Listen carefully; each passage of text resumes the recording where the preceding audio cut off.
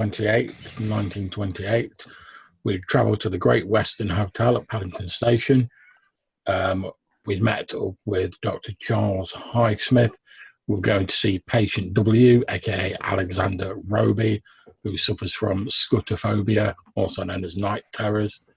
And he basically wakes up like from sleep, like these periods of intense panic. And the doctor had sent a letter to Thaddeus wanting his expertise, and I was basically just sort of tagging along to keep Thaddeus company. Yep. Yeah, and the good Dr. Highsmith did invite Thaddeus to bring in any associates or assistants he might wish to. So you met with Highsmith, and you determined that you would travel on the next day, all together back to the St. Agnes Mental Asylum, or rather just St. Agnes Asylum. And if there's something you want to discuss on the way there, we can do. Is anything coming to mind particularly? I can't think of anything, to be honest. I mean, obviously, Clinton's main interest is is from a sort of an artistic point of view, because his work tends to deal with like darker themes and themes of like fear and stuff like that. So obviously, any insight he can get into that would potentially help with his art. But mainly, he's here to keep Thaddeus company and just to like basically be a bit of a dog's body and just sort of help out wherever he can, because Thaddeus is like the expert on these things. I'm just like an interested amateur. Yep. And also Highsmith, as we established in the discussion last time, Highsmith isn't asking for assistance with the diagnosis. He's interested in getting yours and Thaddeus's opinion on the case of Alexander Roby, and more particularly his impending release. And he wants you, as outsiders, to look at like the surrounding facts. Yeah, because if I remember correctly, the doctors were like, "Oh, he's ready to release," but Roby's family were like, "No, keep him in," and he was like, "Oh, that's a bit weird. Going to call on a second opinion, let's see if I've missed anything or what you guys think." Exactly. So Highsmith, at the moment, is sure of his diagnosis, and he has found whatever is ailing Roby to be treatable, and it only afflicts him at like a part of the time anyway. So he would be willing to release Roby to either a convalescent home or to the care of his relatives. However, his relatives don't explicitly have conveyed the opinion through the family doctor, Dr. Trollope, that they don't want Alexander to be released to at all, really. So Highsmith is consulting you and Thaddeus now to look at the whatever else is there, because he's figured out the medicine, but for some reason, at least he thinks that the family is leaning on their family doctor, Dr. Trollope, to convey the opinion to Highsmith that Roby should remain committed, and he wants, if there's something to be found, for you to look at the surrounding information and whatever he might have missed, because he's not really like he's a medical expert, he's a physician, and he has figured his part of this out, but he doesn't understand like why the family is not going with this.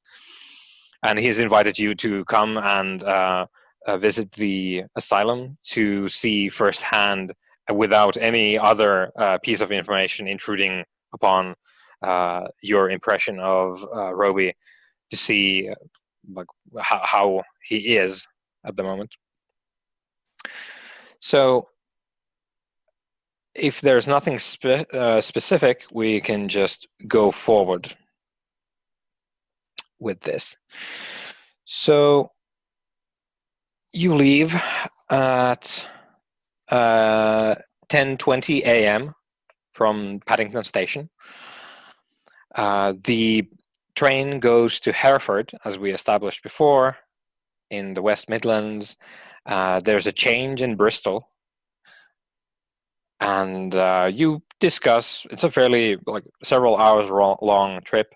You discuss with Highsmith on the way. It becomes very apparent that he is very much a professional of his field, and most of his interests lie in that area as well. He doesn't have a lot of conversational range as far as that goes.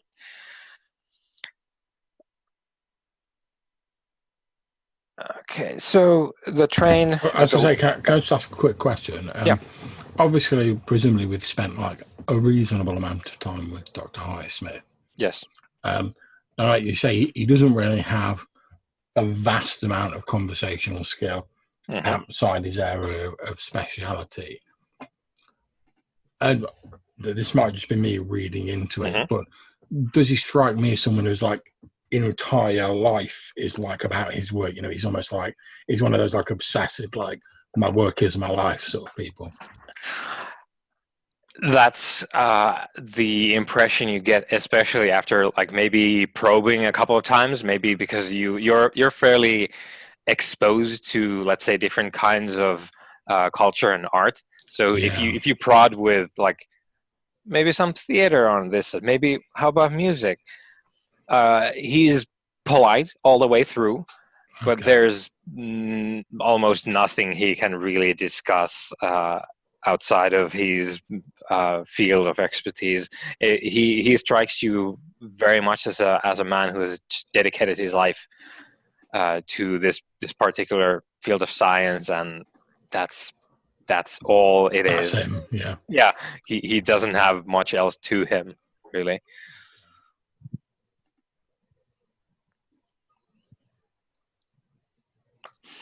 So the change is in Bristol, like I said, and then the local train, even slower than the one before, pulls in to Hereford Station.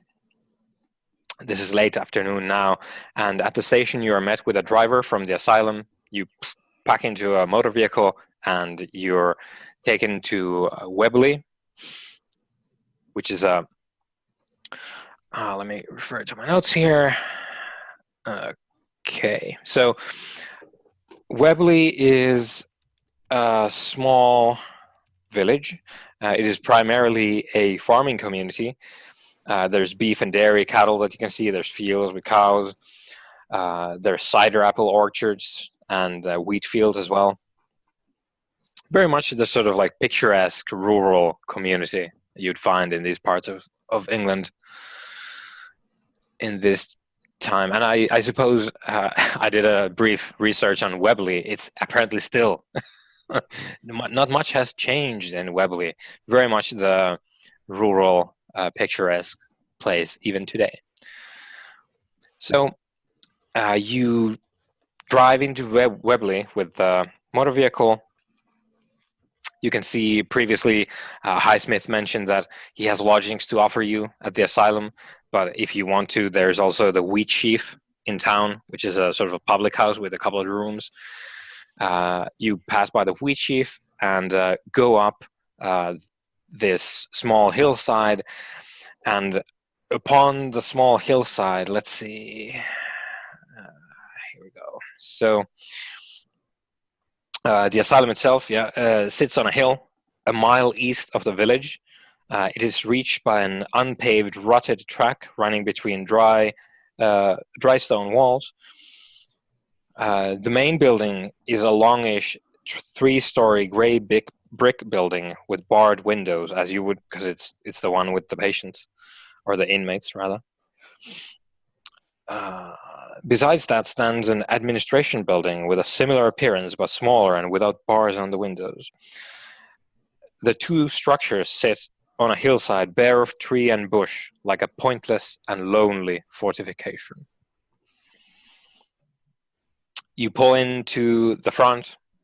It is a gated affair. There is a small piece of, I suppose, courtyard between the two buildings at the back. The buildings are set in a sort of like L shape, and completing the square, there's a fence and a small area, presumably for inmates to have a bit of exercise outside. As you pull in, in front of the asylum. There's a couple of members of staff have come out. This is very late October, and the weather is already quite cold. It promises to be a very cold winter in Britain this year. The members of the staff stand outside looking quite sullen as you pull in, step out with your belongings. Presumably you didn't pack a whole lot because it's not supposed to be a long stay, even though Highsmith told you that he could provide you lodgings, because that's only because there's no train back today, so you would need to stay anyway. No, I mean, for myself, I'll probably just have like a small briefcase for, like, you know, a change of clothes, and I've probably got like a little notepad or something so I can make like sketches or write down things that occur to me as we're traveling. But very little other than that. I mean, obviously, if Thaddeus needs me to like bring any of his equipment or a bit of extra space, I'll quite happily like fit whatever in my suitcase. Yep. So Highsmith escorts you to his office in the administration building, and as you sit down, there's tea, and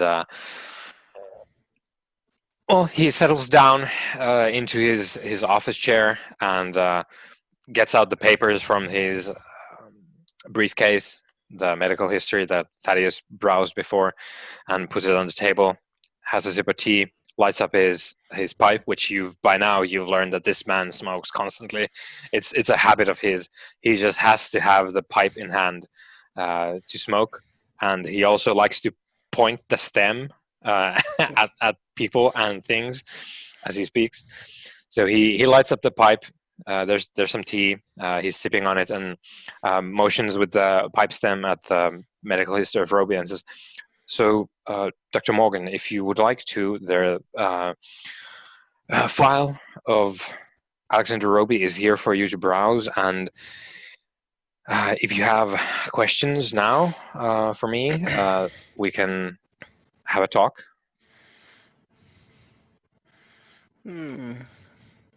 Probably none at the moment, no, he says, and lights one of his cigarettes. Very I would good. like to see the patient himself, though, and he takes some of the papers just to confirm it's what he already have seen. Mm-hmm. Yeah. So feel free to roll again with your medicine to see if you missed something, because you did. What? You bombed that roll before. Who knows? So psychoanalysis or medicine? Medicine. Well, Great there we go. Success. Yes. Obviously, the train journey did you the power of good, Thaddeus. Yeah. It is the fresh country. Yeah. Bracing air. The Quite. great outdoors. Seeing the great British countryside rolling past. Where the authentic lives are lived outside of the city. And the swan was shot on the way. So, looking through his, which is to say Alexander Roby's records, you see that he was prescribed medication upon his admission in November 1926, and he was kept on said medication until April 1927.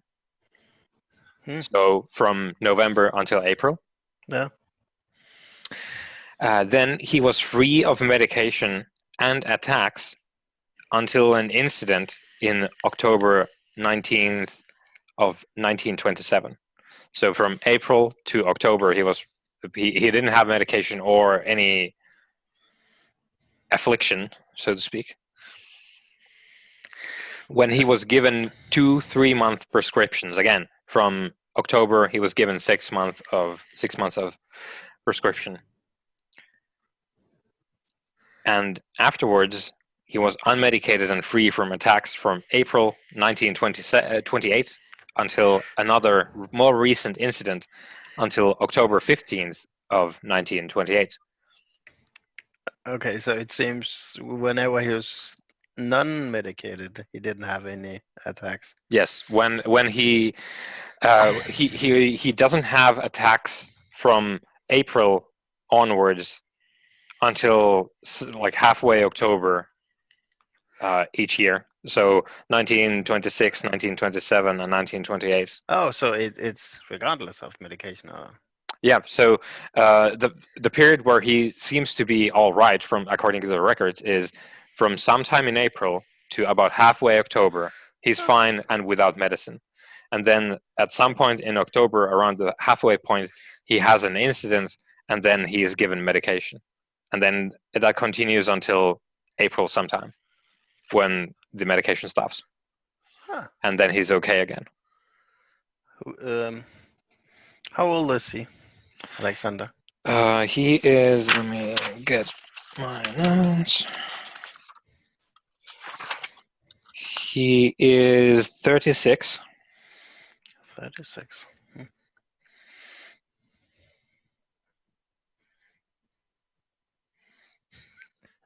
I was gonna, where is my astrology skill? And no, that was the other character. Let me fork that in. Okay. He looks at the papers and do we have a full medical history from his what was the name, Dr. Trollop? No, that is with Dr. Trollope. So Highsmith only has his records while Mr. Roby has been here. Just out of interest, I'm assuming I'm sort of like glancing over at the papers as Thaddeus is reading them. Can I think of like any sort of other sort of event that may be significant that would happen from October to April? So we know roughly where this guy comes from, obviously. Yeah. So I'll be thinking specifically, like if I know any sort of like lore or sort of like legends about that area, you know, like was there, even if it's somewhere like, oh, there's particularly cold weather there, like colder than the rest of the UK, just anything that I think might even vaguely explain sort of why he's only affected during that period. I mean, I'll be looking at it more from a sort of legends and whatever, medical. Yeah, more like more sort of esoteric. Yeah, esoteric stuff. Okay, so what skills do we have at our disposal here? Let me refer to the list. Occult. Well, if there is if there's a library in this place, there's a medical reference library, but other than that, not an actual one. Okay. But you could do that in London. Yeah. And we can do that then. However, let's figure out if you can pull a white rabbit out of your hat right now and figure something out. Let me look at the skills here. Maybe occult. Yeah, I've got like a really low score, but you never know. You might get lucky. Surprisingly enough, we don't have the one that I was going to go for, but let's substitute occult instead. Okay, so no. Yep. So at least nothing comes to mind, but you've hit on an idea, obviously, that you can pursue going forward. Probably in my little notebook, I'll make a note to, when I get back to London, like go and check out the one of the bigger libraries in London. Mm-hmm. Yep. All right. So you're scribbling notes. Thaddeus is looking through the papers and trying to figure it out. And so only the records for the time that Roby has been at St. Agnes are available. The rest would be with the family doctor because of confidentiality and whatnot. Okay. It seems, Mr. Sorry. He's gonna use the Dr. Highsmith. It seems that the patient's is fairly regular with his fallbacks. Oh, Yes, and that is one of the pillars upon which I base my case, and it is one that has given me hope in his treatment because it is extremely predictable, as you can see from the records, and the cure predictably works as well. I have prescribed him medicine on each of these occasions, and he is calmed. He does not suffer scotophobia.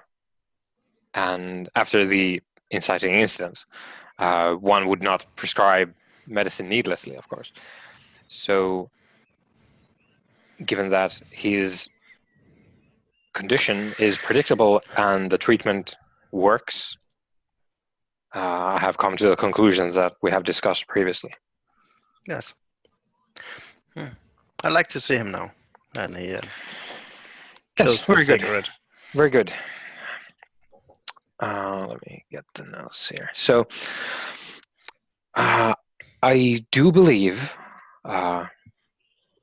Thaddeus, Mr. Hardy, that it would be most fruitful if only new faces were present. So I will not be attending, so as to not intrude by the nature of my relationship with Mr. Roby. Of course. Oh, well. Just before we go down there, just one question. You said when we spoke originally in London that his family were quite opposed to the idea of you releasing him. Did they give any reason for that, or? They have not, as it turns out, and I have not had direct contact with the Roby family, as they have chosen not to have direct contact with me. So my correspondence has solely been with Dr. Trollope, the family doctor. It might be a wise idea for us to attempt to speak directly to the family, Thaddy. That is also something I would be very glad if you could take upon yourselves, as well as to, of course, confer with Dr. Trollope himself. Yes. But I would do that when we get back to London. Right now, we will see the patient, and he gets up. And quite right. So I will not be attending. However, as is only appropriate, there is going to be a nurse present. Mr. Price will accompany you. I have told him to await us at the cell door, and in the interest of maintaining records, a secretary of mine, Mr. Reeves, will also attend at the cell. So let us, without further ado, and he in the papers, Johannes. Yes. Was there any transcripts of any therapy? Sorry? Were there any transcripts of therapy, where where Alexander described the night terrors or something like that? No. Okay, well. Yep. Double up, old chap, and chip cheerio. He goes on. It's been a long train drive. Yeah, it's been quite a while. So we're in the late afternoon by now. So he walks rather hastily down. Mm-hmm. Yeah. So you cross the small courtyard, fenced in between the two large buildings. Highsmith obviously leads the group. You follow him. They pick up Mr. Reeves from the administration building to come and create a transcript from whatever happens in the cell. And as you cross the courtyard, there's a nurse that approaches from the sort of patient building and raises a hand as if to as in greeting to Highsmith, and starts to speak, and Highsmith brushes him off. No, not right now, Evans. We're going to see Mr. Roby, and you pass the nurse. He stays outside or goes to the administration building because Highsmith just told him to fuck off, And The you go. nurses are around this place, by the way. Yep. Are they kind of like all dressed in white and wear nightsticks or something like that? The nurses have let's say it's a white uniform that they all have. There's two different kinds of employees here. There's nurses and then there's orderlies, and nurses are sort of like the they help with the treatment stuff, and then the orderlies do everything else. Yeah. Okay, so the orderlies, do they look like big brutes, like meant to restrain the patients? No, that's the nurses. The nurses are the ones that actually help with the treatment, so they go into the cells as well. So they're a little bit like their part of their job is to deal with the patients if something needs to be dealt with, and then the orderlies are kind of the maintenance crew for everything else. Okay. So they're sort of the janitors and yes, everything else really. So but are they armed? No, not with anything. They're armed with only their bare hands, as far as that goes. Presumably, they will have something, but they don't carry around sticks or anything. Okay. So you go into the patient building. It's on the at the first floor where Roby is. You follow Highsmith. You can see the fairly burly figure of Mr. Price at one of these cells already there. And Mr. Price takes out the key ring and selects a key, and Dr. Highsmith meets Mr. Price. Like they nod and shake hands, and these are my I suppose consultants, and this is Dr. Morgan. This is Dr. Morgan's associate, Mr. Hardy. My nurse, Mr. Price, and Price nods. And says, I will be there for your safety. So please, if there is an incident, please don't try anything and let me handle that. Yes, of course. Handle the patient. And then, of course, Mr. Reeves is going to come in as well, sit in the corner and do his writing. So Dr. Highsmith bids you farewell and tells you that you can find him at his office, where you know where the office is. And to discuss if you want to, and he takes his leave. And once Dr. Highsmith is gone, Price opens the cell, and he motions for you to go in. I step inside. Yeah. So let's get the notes. He gets out his little notebook and he's ready. Yeah, your moleskin. Well, I mean, he has a very fancy bordered arrows and everything, so super fancy. Yep. I likewise put that in my little sketchbook. Yep. There's 3 men with notebooks and pens coming in. All right. So Roby's cell is tiny. It's dim and it's chilly. Like I said, it's promising to be quite cold this winter, and this building isn't necessarily built for insulation and warmth in mind. There's a bed, a small table, and 2 chairs. There's no other possessions that you can see aside from a stack of books on the table. And you can see Roby. He's seated on one of the chairs at the table, the small table. And he's wearing this like white canvas patient outfit. Very, very blank. I have a physical description for him as well. So he is of medium height, as we know, 36 years old. He's quite thin, and he has this disheveled, sort of out of control straw blonde hair that like goes everywhere on his head, and arresting hazel eyes.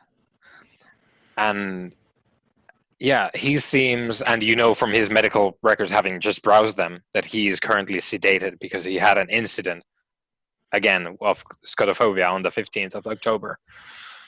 So he's been sedated for a couple of weeks now.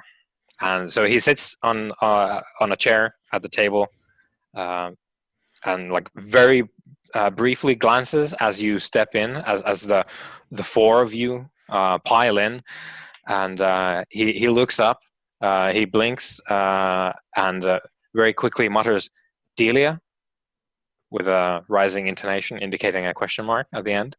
And then seeing that obviously it's not Delia, falls silent, and he starts staring into his lap. I go on to him, that little table. There's one chair on the other side free. Mr. Roby, I'm Dr. Morgan. Dr. Highsmith has asked for my assistance. If you allow, and he indicates to the chair, and unless he says anything, I sit down. Yep. He says nothing and reacts not at all to your words. And shift some of the books around so I can read if there's any titles on the spine. Yep. So the books are in a random order. They are From Our Ghostly Enemy by Robert Graves. By Robert Graves? Graves, yes. Okay. The second book is The Freaks, an Idyll of Suburbia by Pinheiro. I can put all these in chat. Yep. Because of pronunciation. Third book is Poems 1918 to 1921, Ezra Pound. Fourth book, Collected Poems by Edward Arlington Robinson. And then the fifth and final book is The Man Who Died Twice, again from Edward Arlington Robinson. So these are in chat. Thank you. Oh fuck! I copied a note, but you can see you just like pick up the first one because it's on the top. It's okay. It was gonna be my first question. Yeah, so. Yeah. So you pick it up and you immediately see in pencil. There's just to your appraising eye, because you know this kind of thing. It's like fragments of dream. It's just like nonsensical passages that are scribbled in pencil on the notes on the margins of From Our Ghostly Enemy. Mm-hmm. And with a quick browse of the rest of the books, Roby doesn't react at all. You can determine that there's no markings seemingly in the other books. Okay. Well, I put them back and go back to this and kind of just to get an idea if there's a common theme in all these books. If he is visited by a goblin in every single dream or something like that. There's no unifying theme in this. It's all period literature. Yeah. It doesn't seem to be, at least. No, not in the books. In his notes. In his passages. Yes. It's very difficult to figure out anything unifying aside from the fact that it's kind of like stream of consciousness stuff. So it's like fragments of an image in his head put into a couple of words. So he's talking about a city with streets that go on forever. He's talking about a black sky. Okay. I'll do like this. Put a thumb in where there's a passage and hand it to Hardy. Yeah. Right. Now, obviously, I'm quite familiar with poetry, so I'm going to have a look at whether there's any significance to like where he's written, like what passages he's written against, whether it sounds familiar from any other sort of poetry or anything I've read or heard. It does not. It seems to be. It doesn't have. Let's say he's talking about the black sky, and it's in an entirely like topically different part of the book. Like there's nothing to tie the passage into the text. It seems that he's using the margins like you would use, or Thaddeus would use, a notebook. Yeah. It's not tied to the text at all, from what you can tell. Okay, so I'm going to lean over to Thaddeus and say, sometimes Perhaps it would help if I offered him my notebook and asked him to Oh, draw what he had. Yes, not yet. That's a good idea. But you, and he looks up at the nurse. Yeah, Mr. Price. Mr. Price, was it? Yes. What dose have the patient been giving, and what have you been given? How long? I mean, what he wants to know is how long it would take for the drug to clear up if we stopped administering. I don't know that personally. So he is being given a very hefty dose of laudanum. Okay, so it's gonna take at least some days, a week, or It's something. and it's a continuous dose. Like they keep him very doped. Yeah, but at the moment. Thaddeus wanted them to stop. Yeah. Stop with the doping. Yeah. So as far as you can tell, Roby hasn't reacted at all to like you browsing the books and then like handing it to Hardy and Hardy talking, Price talking. He has reacted to nothing so far.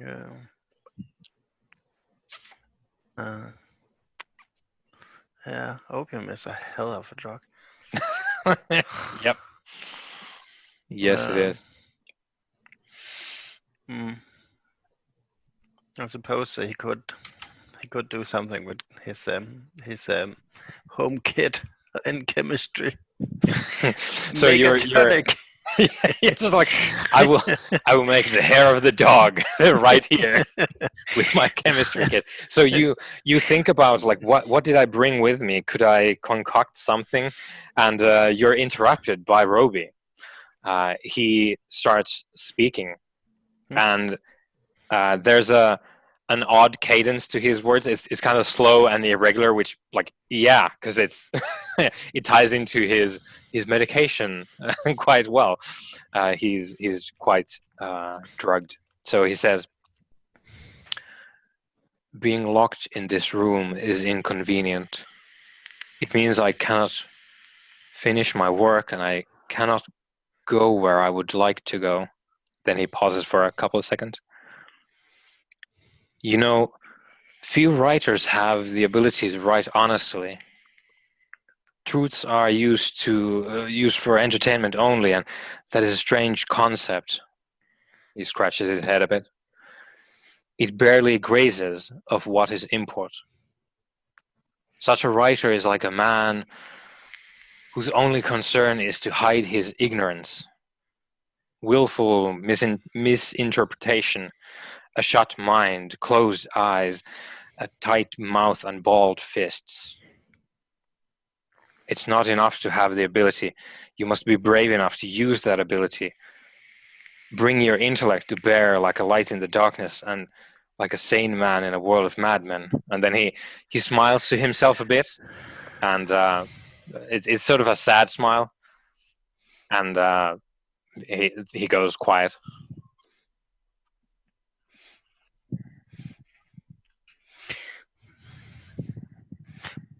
Mr. Roby, are we elusive enough to have a conversation? He doesn't reply. He's staring at his hand in his lap.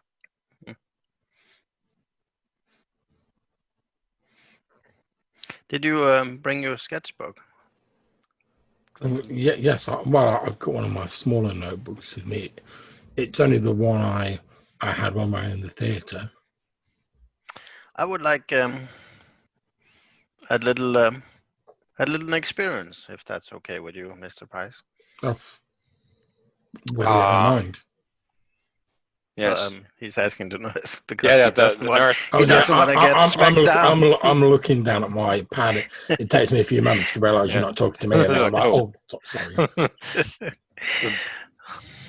Yes. Good. And he he was asking a question. I was like, yeah, as in like what? What do you have in mind? But he ignores him and just gathers the books and kind of puts them on a neat little top, a stack, a neat little stack. would you mind borrowing me a piece of your sketch papers and maybe one of those fancy coal pencils you have? Yes, of course. Also, at this very moment, both of you, fuck, I don't have my. I was looking at the 7th edition rules, and sorry, John, to jump in, but It's all right.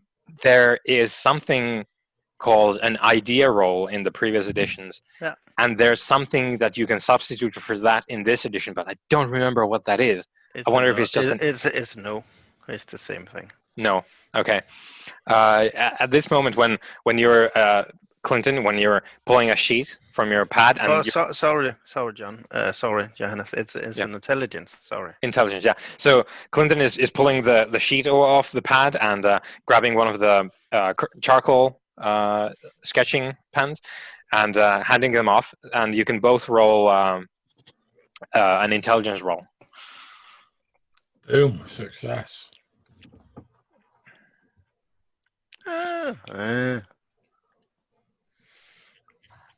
Okay, yeah. So Clinton, you succeed. You realize that there's no pencils here. Is the doctor or the orderly still in the room? Yeah, there's the secretary in the corner scribbling like things that have been said, and then there's Mr. Price who's standing at the door like with arms crossed. Excuse me, Mr. Price. Do you mind if I ask why there's no pencils or writing material, writing equipment in this room? The patients are not allowed to have pencils. They are sharp implements. They're a threat to health. You see, with some of the patients, you have involuntary muscle movements and of course, yes, that sort of thing. So no patient is allowed pencils or any other. I'm going to take out a stick of like charcoal Mm-hmm. from our artist or hold it up to him and say, would it be acceptable for him to draw with this? As you can see, it's charcoal, it's not sharp. It will crumble away rather than injure anyone. By all means. So I'm going to move forward with the piece of paper. Then, just on a bit of a sort of random thought, because he's been talking about this like weird city and stuff, and I'm like, oh, when we saw that play recently, half of that play was about like a weird city, Yes. like odd colorations that like just appeared out of nowhere. So just on like an impulse, I'm going to, as best as I can remember it, draw that yellow sign that they were banging on about in the corner of the piece of paper, and I'm going to write Carcosa next to it, and then I'm going to hand him the paper, the rest of it being blank and a little bit of charcoal, and I'm going to watch him like a hawk to see if he reacts. Yes, he does immediately when you place the paper on the table. He looks up at you and he let's see, where am I? So it's very apparent to everyone in the room. He's becoming more animate for the first time since you've been here. As I passed it over, I've turned it so that Thaddeus could see what was on it, so he'll know what's going on. Yep. So Thaddeus, you know what's on the paper. It's the yellow sign and then Carcosa on the bottom, and it's in front of Roby, and he's becoming more animate. And for the first time, he's sort of like, sort of almost excitedly like bouncing one of his legs up on his toes, like under the table, and he's looking at Mr. Clinton Hardy as he starts talking again with an increased volume in his voice. So he says, "Have you seen the pallid mask? Have you been by the lake and seen the beauty and felt the rightness of it all? Edward said to work only with him. Are you with Quarry? Why are they not here? Is it this year, once in 5,000 years? Has Quarry brought the king in yellow? Is he already amongst us?" So at this point, I'm going to take like the pamphlet for the play that I picked up sort of out of my inside jacket pocket, and I'm just going to like put that on top of the paper so we can see it.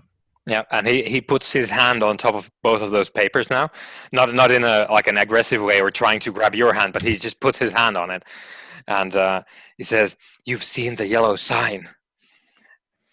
Have you seen it? You have seen it.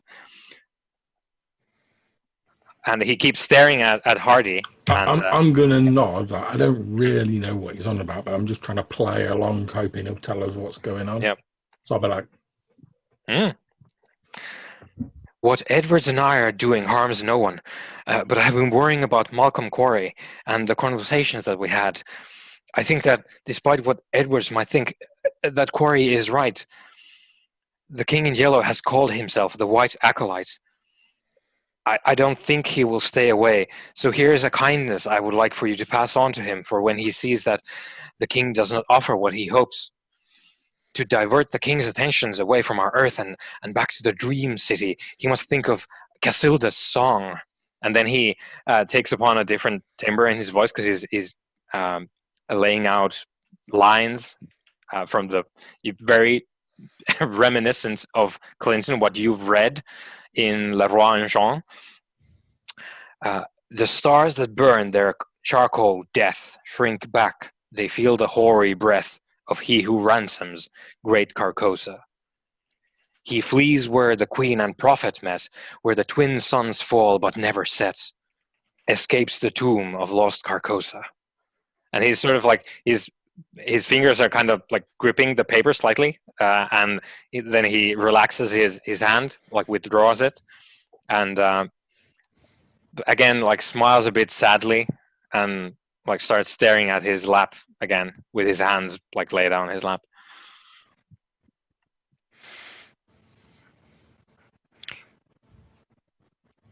And you can hear Mr. Price shifting in the back, and there's a tension that's sort of radiating from Mr. Roby.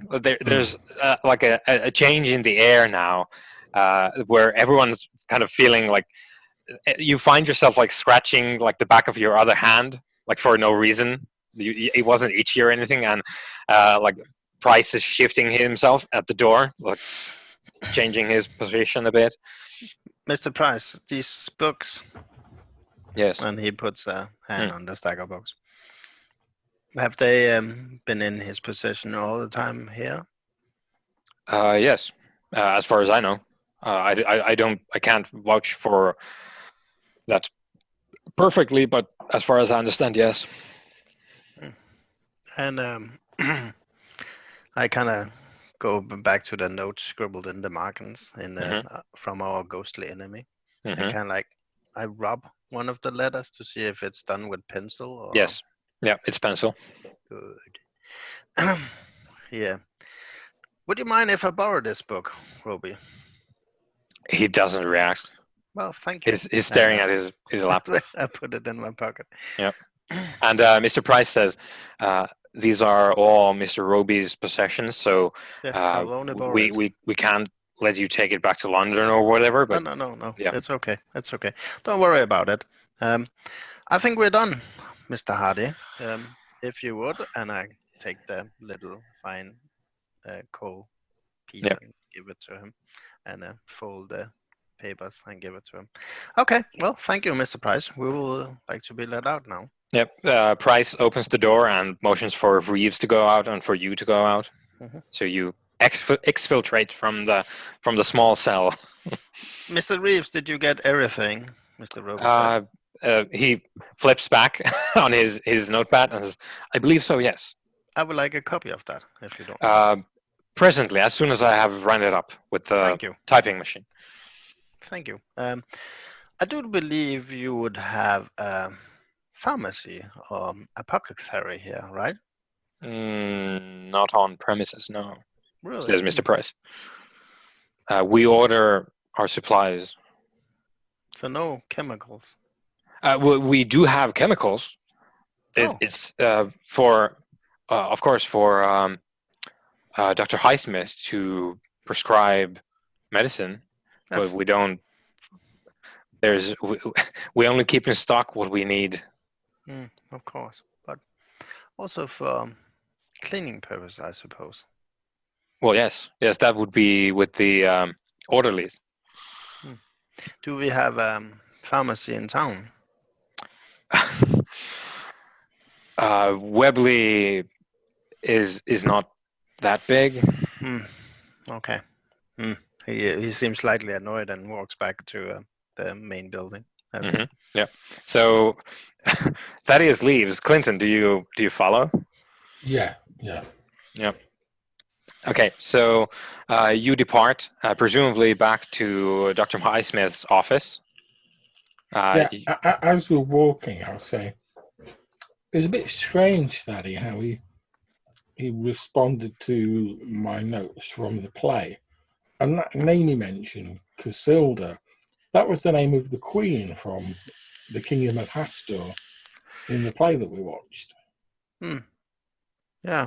Well, the daughter, I can't remember, but yes.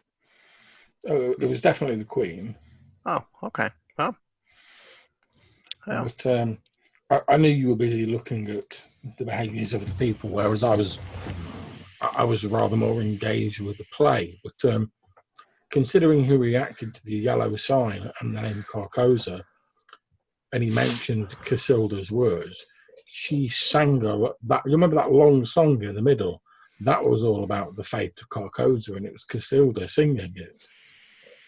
Well, as to what connection there, how he, that was the first showing of the play. How he knew about it, I have no idea. I find it unlikely he studied the original book. Well, he did mention someone named Edward. I don't suppose that would be Edward Arlington Robinson. I don't know. But there was our friend, and he looks through his notes trying to find the name. The dude who put up the show. Talbot Estes? Yes. Yeah, you can see the token on the Roll20. Ah, yeah. With his face. I got stuff over that, but yes, Mr. Estes. He has written books about this subject, and I'm guessing others would be likely inclined to write books about this subject. So, is Mr. Price with us? No, Mr. Reeves is, though, because he's coming back to the administrative building as well. But yes, curious indeed. Curious indeed. It seems he has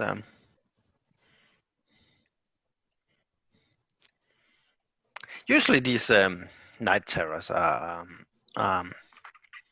brief moments of, I suppose it's in the word, terrors in the night. Yes. Where you are, it's a curious state. It's you are awake in a mental capacity, but your body is still asleep. I see. And it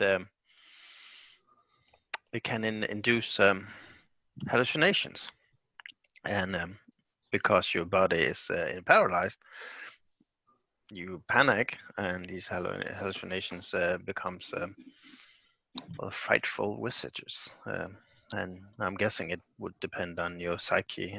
Others, some would see a ghostly apparition. Others would see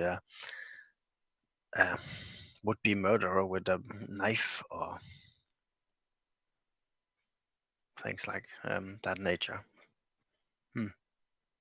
But we will endeavor to figure it out. Don't worry, good Clinton. We will get to the bottom of it. The thing I find strangest of all is that there was a lot of mention of dreams and glimpsing this strange city in dreams during the play, and obviously these night terrors relate to dreams. And whether he's having these dreams because he's read some version of the original, or No, night terrors. It's not nightmares. It's you are awake. okay. It's hallucinations. But I suppose it could be related. Well, I mean, yeah, but it seems unlikely. I mean, although we did witness the effect that the plague seemed to have on other people. No. There is it is a thing. It's it's sort of a mass psychosis. It's a very curious thing. So it affects people almost like any other form of illness, really. And you can get that. So it is interesting. Could we? I mean, if it was possible to induce this to a different media, let's say a play, or in Mr. Roby's case, a book, perhaps, and you would have a mass psychosis that way, but introduced to a different. Normally, it would be a village in a secluded part of the world where they are clearly not, civilized as we are here in the British Empire. Well, obviously So not. they would be prone to this sort of like the witch hunts were examples of this mass psychosis. I see. But it would be because there are, as you pointed out, there are certain rhymes here, with Mr. Roby's experience and Mr. Estes' books. I do have potentially another idea, if you don't object, that is. Now, obviously, without meaning to brag, I'm a little bit of a dab hand when it comes to drawing and painting. What I was going to suggest is, if I did some very quick sketches of the principal characters from the play, perhaps we could show them to Mr. Roby and see if that provoked any additional reaction. Yes, I mean, it would probably have a similar reaction, I would say. Quite possibly, but obviously the more information we can get out of him, I presume, the better. Yes, but you also have to be careful not to break his already fragile mind. Well, you're the expert. I would, since he mentioned this king in yellow. I mean, I can certainly draw the character as he was represented in the play, and yes. obviously I have read some of the original text and the descriptions in that. So, he looks back. Yes, that would be. I mean, I would like to do it under more orderly circumstances. I would like him not to be sedated, and I would like him under hypnosis, and that would be an interesting experience. It would. Mr. Reeves sort of butts in as there's a slight pause there after that is his comment, and says, "Tell you what, though, I don't think you're going to get too much more out of this one. No. It's the medicine keeps him quite sedate, as far as I understand. There's not a lot to write about in his case. However, there's another case here which you might not be aware of, and you can, like, he leans in, goes all like conspiratorial. Yeah. Like, you haven't been here for a very long time, but eventually you're gonna hear about it. So I figured I might as well mention it. There's another case here which is far more interesting than, well, the fairly simple and sad story, as far as I understand it, of Mr. Roby. There's a murderer in the next cell. A murderer? Yes, there almost a year ago now. He keeps his voice lowered. It's almost a year ago now that one of the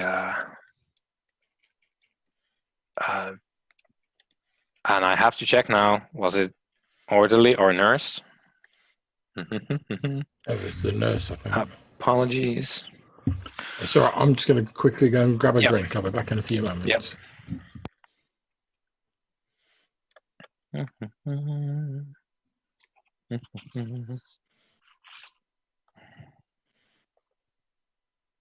Yep, there we go.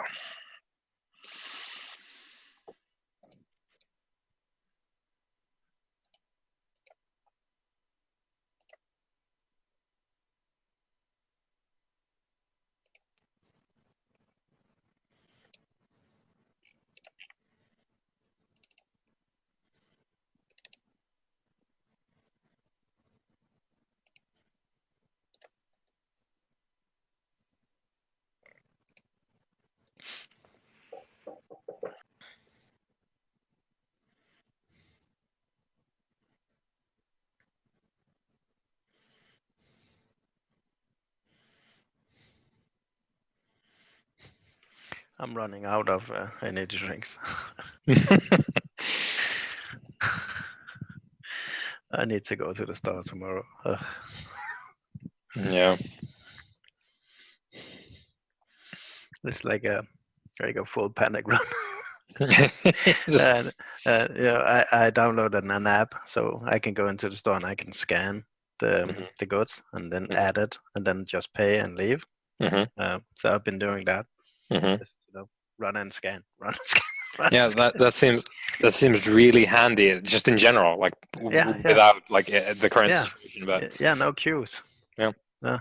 So now that we have Clinton back, so a nurse of the asylum was apparently murdered by a patient here, and this patient is located in the cell next to Alexander Roby. The patient being one Lucius Harrywell. It's a grotesque affair, says Mr. Reeves, gossiping as you walk back to the administrative building. That does sound grisly. Yes, there was a... And you say he has not been hanged yet? Well, I don't know the details of the case as such officially, but there was enough blood on the floor and up the walls as well to get up to your ankle. So, Oh my. If you don't mind me asking, and I don't mean to seem insensitive, what sort of implement was used for the murder? How did it occur? some kind of knife. We don't know the details. And again, apologies, I know you don't know all the details, but I expect it's not usual for patients to be carrying knives in here. No, they can't, like Mr. Price said, they can't have even pencils here. They can't have anything that they could use to either voluntarily or involuntarily harm themselves or others. Well, in which case I have to ask, how did this Harrywell, how did he get hold of a knife? That's a very good question, that is. And for Cuthbert's sake, I wish we would know. But you can, like, he's talking about this like trying to affect an air of like I'm sorry about this, but you can also sense that this is this is a very sort of exciting topic to be talking about, Yeah, because it's gossip. yeah, because things don't happen around here, and this did, and it's a big deal for everyone around here. Well, since he's obviously keen to talk about it, I'm going to try and sort of draw him in and keep the conversation going by looking really interested and asking just a few like random questions he probably wanted the answer to. But the things like, who actually found the body? When did this happen? I know you said about a year ago. I think it was one of the orderlies that noticed that there was something coming up from under. No, it was, yes. So the cell door was open, and one of the orderlies spotted that, and then, of course, had the unfortunate privilege to be the first to view the massacre inside. I see. Terrible business. Yes, horrifying, and it's we best keep it on the hush hush. Dr. Highsmith doesn't want a great amount of notice put up on this for obvious reasons, because we don't want to sully the good name of St. Agnes with this. Of course, I entirely understand. You may rely on our discretion.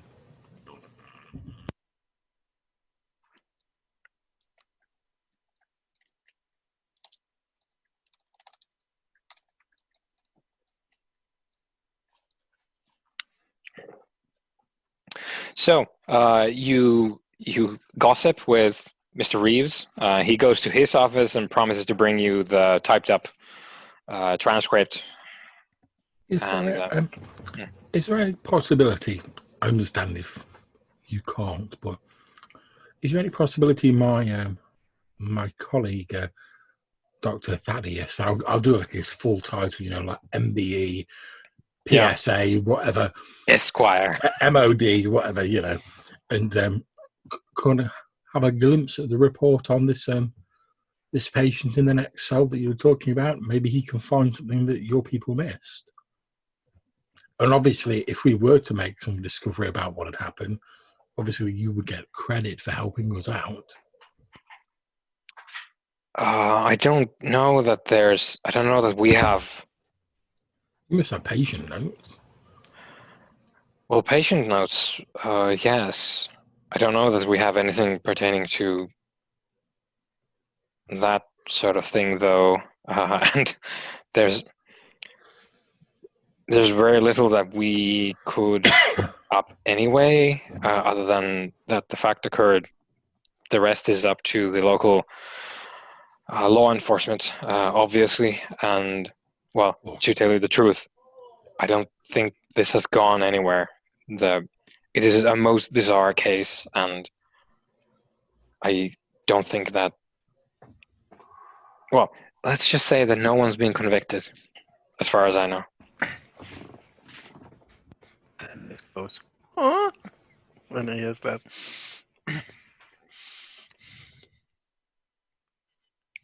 And I suppose if Mr. Harwell were to be convicted, he's already here, committed. So... Do you know what he was committed for originally? I wouldn't know about that.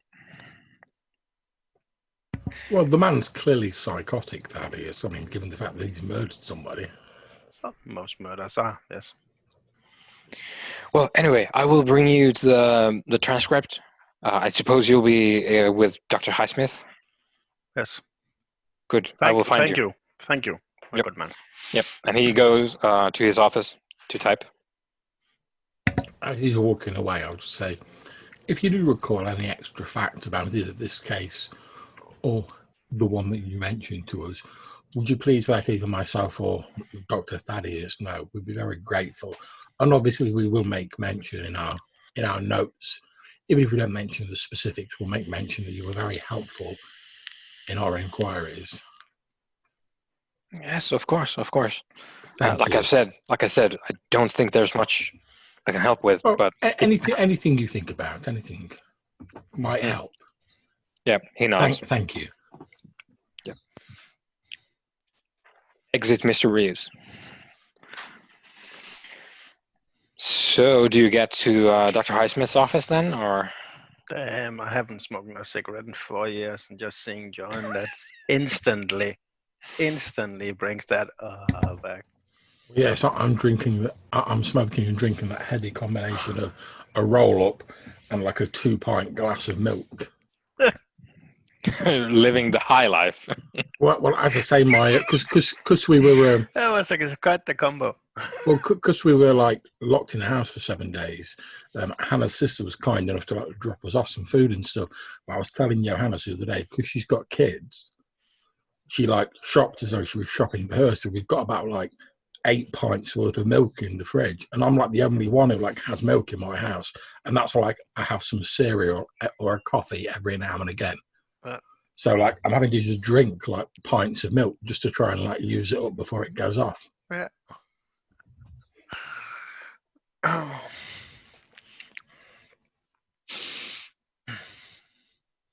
So Clinton. Yes, Thaddy. It sounds like what Dr. Highsmith wants is to get Mr. Brody out of here. Well, yes, it does, but given the fact he's clearly unbalanced, I mean, he was. I know he's sedated and everything, but you saw how he responded when I showed him the sketch. Yeah. Now, If something seemingly as random as something we saw in a play can set him off like that, who's to say there aren't going to be other things that could set him off and cause even more violent behaviour? I mean, you're the expert. I don't really know, but I know a little bit about psychology. Surely, if he's a risk, better for him to be here where we can't injure anybody else.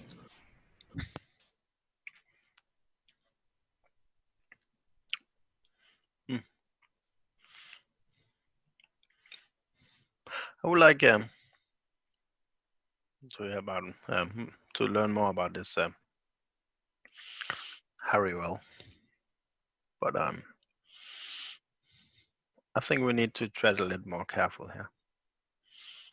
Well, I'll quite happily follow your lead. I mean, after all, this is your area of expertise. I mean, like I said, I know a little bit about psychology from what I've read in books, but I'm certainly no medical expert.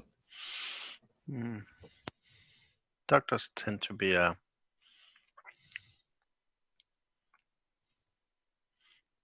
arrogant a lot, he says with a slight smile. Really, Thaddeus, you do surprise me. But I suppose we go to Dr. Highsmith's office. Mm-hmm. Yeah. And, so we're at the table again. Highsmith is smoking his pipe. Well, okay. Well, I guess we light up then. I'll take out one of those fashionable, like sort of narrow, like French cigars, and be like. Mm-hmm. So, what is your takeaway, Dr. Morgan?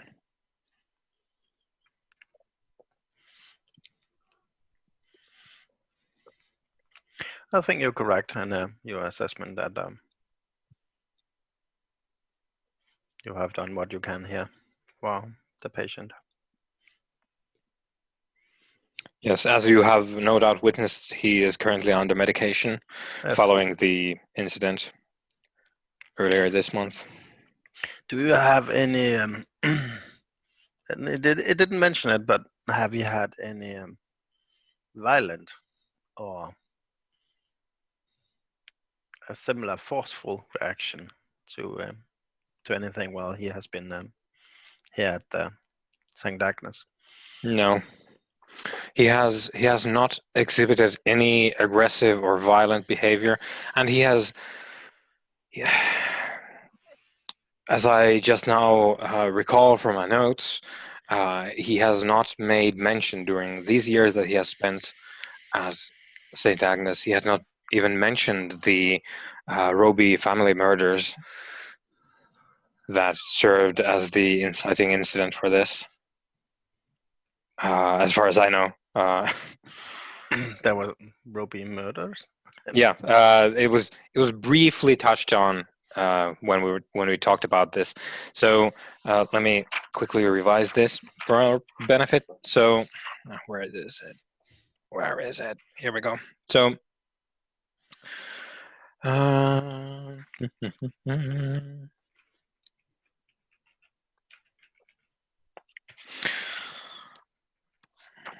well, I suppose we have a good opportunity here to get a handout out, because we're sort of, let's say we're in Highsmith's office, we're reviewing the case here, trying to like put our information on the table. So you recall we touched on the, as far as I remember, and I hope that I did mention it, but it was very brief. That much I do know. So it rings a vague bell, but like I say, it was just a brief mention. It was a brief mention. So Roby's father and his sister were murdered in, was it 1925? Here we go. Yeah, so his commitment to the St. Agnes Asylum was close upon the murder of Herbert Roby, who is the father of both Alexander and Graham Roby, and their sister Georgina. So Herbert Roby, the father, and Georgina, the sister of Alexander Roby, were murdered in their family home in London.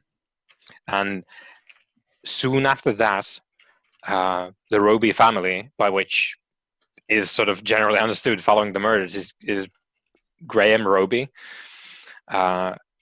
who basically had in consultation with the family doctor, Dr. Trollope, Graham Roby and Dr. Trollope had Alexander committed Yes. to the Okay. asylum following that. I'm sorry, I had zero recollection of that. Okay. But he will make. I think we lost him. Yes. Nope. Oh, he's back. Oh, that was weird. I do not know what happened. Internet dude. Yeah. Okay, so Space magic. Yeah. So where did I cut off? Well, after your the description of the murders and that the family had Alexander committed after the murders. Yeah. So Dr. Highsmith will have newspaper clippings available about this. Oh, so, we would like to see them. Yep. And this is something you could have found in a library anyway. So it's really just bringing it here. So I'm gonna hit me with those sweet handouts. Yep. Okay, here we go. Figure this out.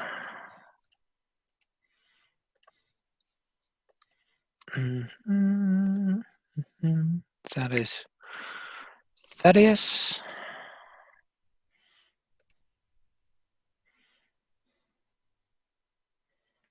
Oh. So Thaddeus, you should be able to see it on your hang on. Yes. On your handout thing there, and then Clinton.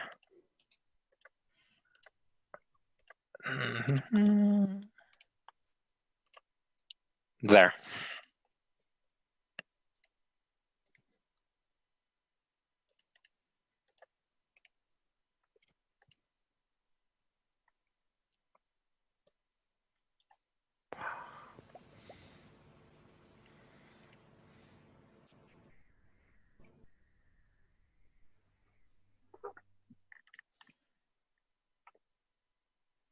Okay.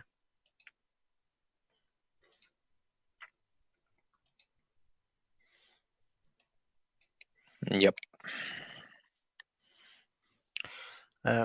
Since his father, Herbert, was what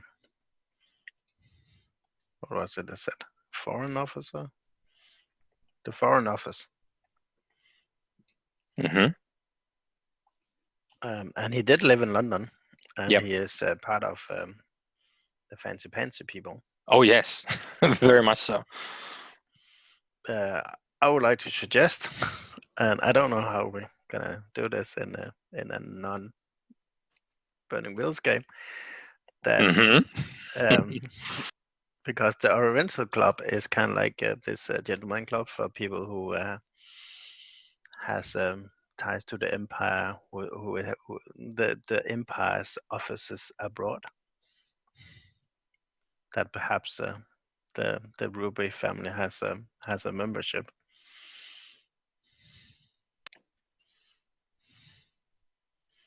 I mean, could be Herbert's fucking dead. So yeah, but it's a family thing. So most likely his Graham will have an inherent that membership. Yeah, and Graham is, and you know this. Graham is a banker, and he works for. Let's see, what was it?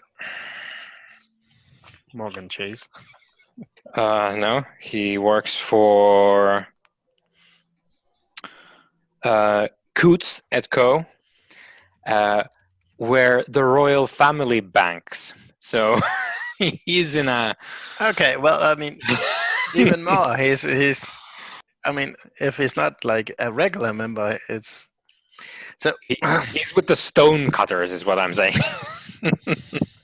He holds back the electric car.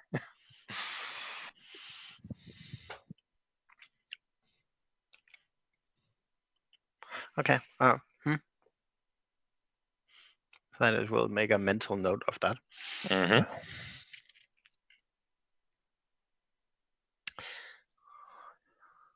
I would like to, if it's possible, of course, with your permission, Mhm.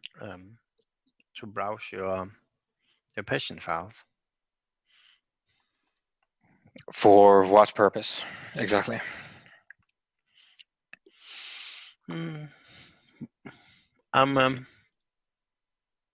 I'm curious in a place like this, an asylum where we treat the unfortunate in cases of mass hysteria, cross contamination, if you will. But it's a private matter, I'm afraid. So it's of a personal interest. It has no bearing here. It's just, if you would allow me as a professional favor, now that I'm here, of course I would understand if you feel this is inappropriate. But I would be remiss if I didn't ask. Now I'm here. You can roll your persuade in a moment. Yay. He says in reply to that, he says, we have attempted, and to a great extent, attempted to keep the patients from associating with one another, and especially in Mr. Roby's case, he hasn't had contact with anyone inside the facilities or from outside. He has had no visitors aside from Dr. Trollope, who of course has a vested interest in the case.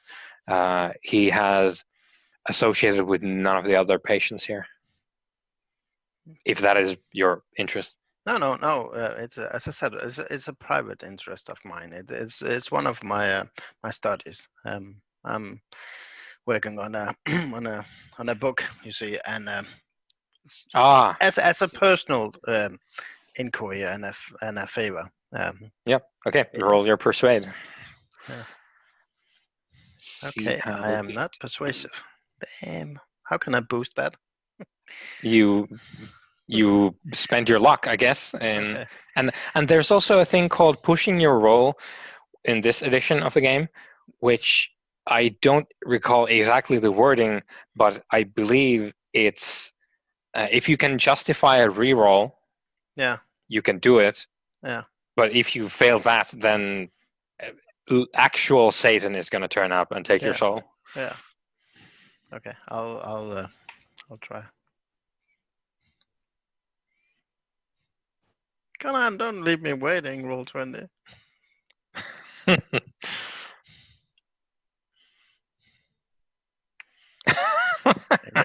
I did click the thingy-ma-do. It's the influence of the king in yellow.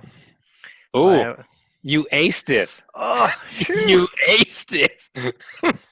There you go. Was like, a roll worth waiting for. I was like, I do not have a high in that. No, you do not. But you got it. So what do you want to find out in the patient files?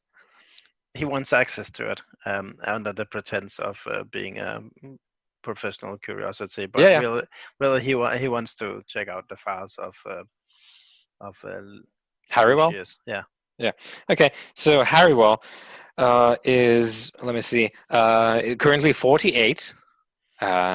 He's English.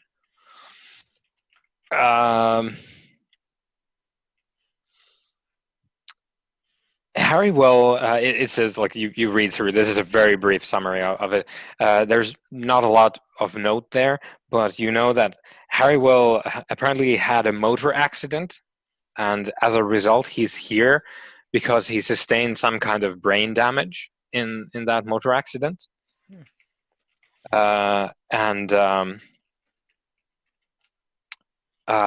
He has had a not at all remarkable history in the asylum. He seems to be a fairly sort of cut and dry case in that he has sustained physical damage, and they can't help him other than to keep him here and keep him alive until he. keep him alive and Yeah. get him whatever medicine they think can help him and just sort of sustain him. Yeah. And he's there are some notes there which the good Dr. Highsmith has made, but there's you can read from the notes that Highsmith thinks there's nothing there for him to treat because the damage is clear and outside of the realm of psychology. However, the damage makes Harry will act in a way that it's best for everyone that he remains committed here. And like he's sort of, well, he is difficult to talk to. He is kind of rambly and not really there. But there's scant few notes because Highsmith doesn't seem interested at all. It's like the bare minimum, and you think probably because he doesn't care if it's not psychology, and he has come to the conclusion that this man has sustained physical injury, and I cannot help, and there's nothing to diagnose. So I don't know. I'm getting this picture of Highsmith. Oh, Lordium. Oh, Lordium. Oh, Lordium. Harrywell isn't medicated at all. There's no medication. It was the wonder drug. Yeah, I mean, because it's not that long ago where like, I'm feeling poorly, and you go to the doctor, and the doctor is like, there are ghosts in your blood. Take cocaine. And you're like, okay. I mean, why do you think Thaddeus takes cocaine? Yeah, because the ghosts in the blood. Yeah, obviously. Yeah, but so you like Harrywell is unremarkable in that way, and he's not really being treated because. Okay. Nah. But there's no mention of the murder. There is a very dry sort of summary about the fact that one Cuthbert Yates, a nurse here, was discovered murdered in the cell of Lucius Harrywell. And well, I'm thinking more like if there's a reference, like the case was turned over to the local constabulary. Oh yeah, there's mention that the local law enforcement is working on the case and whatnot. Okay. Just out of interest, the Evans mentioned that the orderly had been stabbed with a knife. Is there any mention of them finding the knife? Yeah. They're like the murder weapons were discovered in the cell. And I know this isn't likely, but does it mention anything remarkable about the knife? I'm still not sure how we got a knife in an asylum. No, there is nothing about like how the knives ended up in the cell, but there were 2 kitchen knives in the cell. Right. Okay.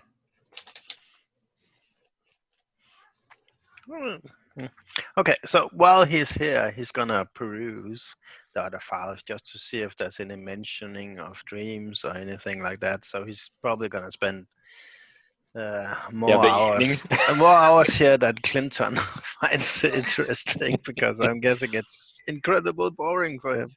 But he's just gonna, just briefly go, like, take a file, leaf to it, put it back, stuff like that. But I'm guessing it's gonna take a while because there's probably yeah, it's gonna take a bit. So eventually, Mr. Reeves, and I suppose John, you were referring to Mr. Reeves. Yes. Yeah. Before, So Mr. Reeves brings you the transcript, which I will add. There we go. And then Thaddeus. And Thaddeus, do you also make the transcript available to Clinton? Yes. So I'm going to give that to Clinton as well. Let's see.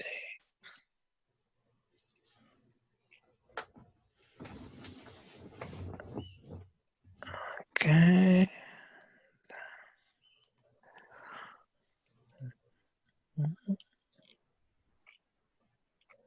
Yeah, that is very cool with typos and everything. Yeah, got it. Good. Yeah, there's a bit of fiddling because I wanted to give both of you like a separate folder where your specific things are. So, and I don't always know like which one of you is gonna get the thing. So it takes me a bit to finagle. It's So good, man. Yeah. Yep. I mean, I do love handouts. Yeah. Mm. Yeah, handouts are one of the best things about Call of Cthulhu, to be honest. Okay, well, since we have a copy of that, I will add that to my briefcase with all the stuff. And Yep. obviously, if Clinton wants. Yep. Okay, so do you do anything during the night? Because we can just forward with you researching and Clinton doing his probably like maybe you go outside to sketch the dark countryside. Yeah, and, of course. And the if you walk away from the asylum a bit, the description, which I found quite sort of like mood setting in the book about the asylum, where it says that the two structures sit on a hillside bare of tree and bush, like a pointless and lonely fortification. I think that's probably something that might resonate with Clinton if you take a stroll around the. Yeah, I think I'll probably sit down, sort of like you say, like taking the vistas of the scenery, and I'll probably try and do a few quick sketches, maybe a few quick sketches from memory of like people I've seen, you know, like the patients, stuff like that, and then I'll probably jot down like a few ideas, like a few, like you were saying, like a few descriptions of the scenery, because obviously I do dabble in poetry as well, and this is a very sort of evocative place, so I won't be writing a poem while I'm here, but I'm making a few notes thinking, oh, later on, you know, this might be like a good subject for like a verse or a series of paintings. Yep. I mean, especially because I'm thinking, obviously, as you know from the previous session, I'm trying to do a series of works based on the play, The King in Yellow. And for whatever reason, this patient has some connection with that, with the original subject matter. So I'm thinking maybe I can fold some of this into like the series of works I'm going to do. Yep. So are we good to jump forward over the night? I just wrote a poem. Yeah. You should be like, roses are red, violets are blue. I've seen the pallid mask. Have you seen it too? Yeah. Okay. So, Thaddeus, you research. There's, as you probably expected, there's a bunch of patients who maybe they report like intense dreams, and they have incidents involving nightmares and stuff. And you can read Dr. Highsmith's notes on them, where he's doing psychoanalysis on stuff, and he ties, in almost every case, he ties it back to a trauma of some kind. And he's doing the work. Oh, so let's actually have a brief, because you're deep into it now. There's a slight text here about British asylums, which I thought might give us some context about the place we're in now. So in 1929, British asylums remain backwaters of science. The push in asylum practice for the past 2 centuries has been to harness neuroscience to therapeutics. That effort has come to a dead end. The cure rate in asylums has dropped the last decade from 40 to 31%. Along with what is often a geographical isolation from colleagues, alienists and psychiatrists have also been excluded from sharing medical research. Many of their medical colleagues view psychiatrists as dull second-raters, just a step, if that, above spa doctors and homeopaths, which is a harsh judgment. Yeah. In fact, according to Elias Slater, a psychiatrist at Maudsley Hospital in London, many an asylum superintendent's habits might resemble those of the landed gentry involved in tennis parties at the rectory, fishing, and even riding to the hounds. Unlike in Germany and Central Europe, where the state supports asylums liberally and physicians perform scientific experimentation, in Britain, morale is low. Yeah. So currently, it's sort of downward slope when it comes to this specific practice in medicine in Britain at this time. He's not really interested in Dr. Highsmith's stuff. He's interested in finding if there's any correlation in the dreams. If any of the others may mention any weird cities or masks or kings in yellow, stuff like that. It's mostly about personal fears and phobias and trauma. Okay, well, it's just to, you know. Yeah. Yeah, so you checked it out. We can close that door on the whole mass. You close that one out, and then we go to sleep. You have rooms in the administrative building that you can use to stay here. I just have to feed the cat. Hang on. Yep.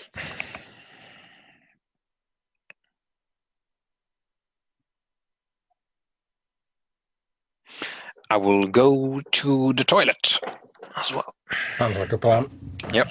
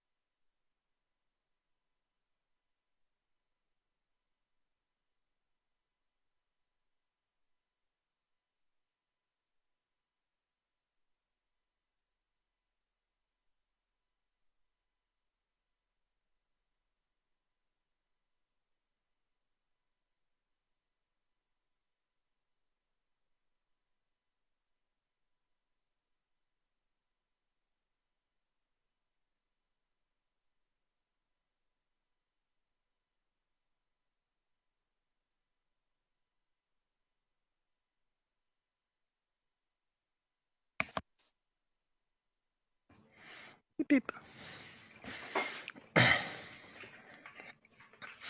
I turned on the voice software from the headset, so all I get now is beeps and beeps, beep beep beep beep beep, and I have to guess what.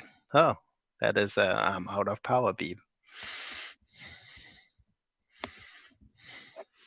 Okay. Yes, they go to sleep. And they have nice night descends without nightmares. Webley. Indeed. So now we switch on to vampire. Webley by night.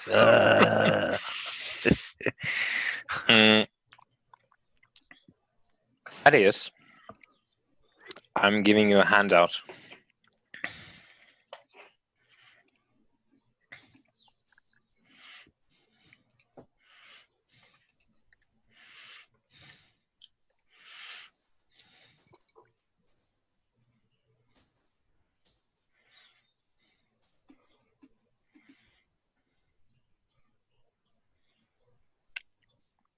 Also, do we want to share that with everyone?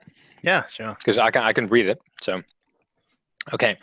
So Thaddeus goes to sleep And in his dreams, he is come upon by a vision. The vision goes as follows. Thaddeus is walking along a busy street in a city. It's night. He's in a hurry, but there are many other pedestrians about who slow his progress. Also, despite his haste, every 20 yards or so, he feels compelled to stop and check that he has his key with him. He pulls it out of his inside pocket of a jacket, and it is a large, corroded, old-fashioned key with a very long loop of string. And then he thrusts it back into his coat pocket. He hangs it over his arm like a bag, a satchel, but then decides it is safer in the bucket and puts it back there again. Then, as he takes it out yet again, instead of the key, he's holding this small human-like figure, a fetish of some kind, in his hand. It's grotesque, and there's something else. There's a sweet, fetid smell in there, like rotting fruit. Thaddeus looks up, disturbed, and the city is gone, to be replaced by a flat landscape, punctuated by mounds and hillocks, and a few stunted trees. He stands there with others. There's a pressure building in the air, as though a storm is coming. And he senses water nearby, and the wind blows the smell to him. It's still dark, but Thaddeus can just make out and count 9 shapes, pagan standing stones placed around him. The quality of the air changes, and then the ground beneath Thaddeus, Thaddeus's heart feels too big for his chest. Something is coming. There are cut-off streams, and then other people near him wink out like stars. Thaddeus is alone, looking for the thing. He senses it at the very last moment as it reaches out for him. It takes Thaddeus and lifts him up. Thaddeus is lying there, tiny under its inspection. Thaddeus can't help but look up into its eyes. And then Thaddeus wakes up in his bed. He's sitting bolt upright, and his heart is racing. And Thaddeus can recall the nightmare in every detail. And in his room in the Asylum administrative building, there's a faint smell of rancid fruit that permeates the room. And Thaddeus, please give a sanity roll to us.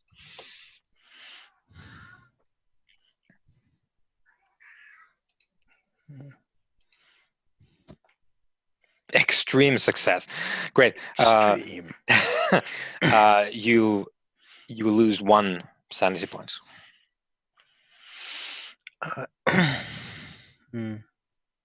Yeah.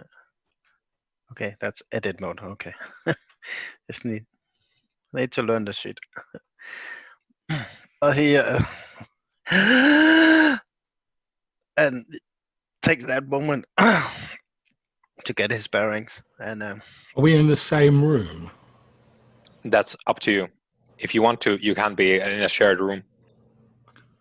Up to you, Thaddeus. I mean, sure, he's not gonna, share a bed with Clinton. If that's what he's well, no. I mean, one step at a time, Thaddeus. But as you're sort of like, I'll probably sort of roll over, sort of half asleep, and I'll be like, "What's the matter?"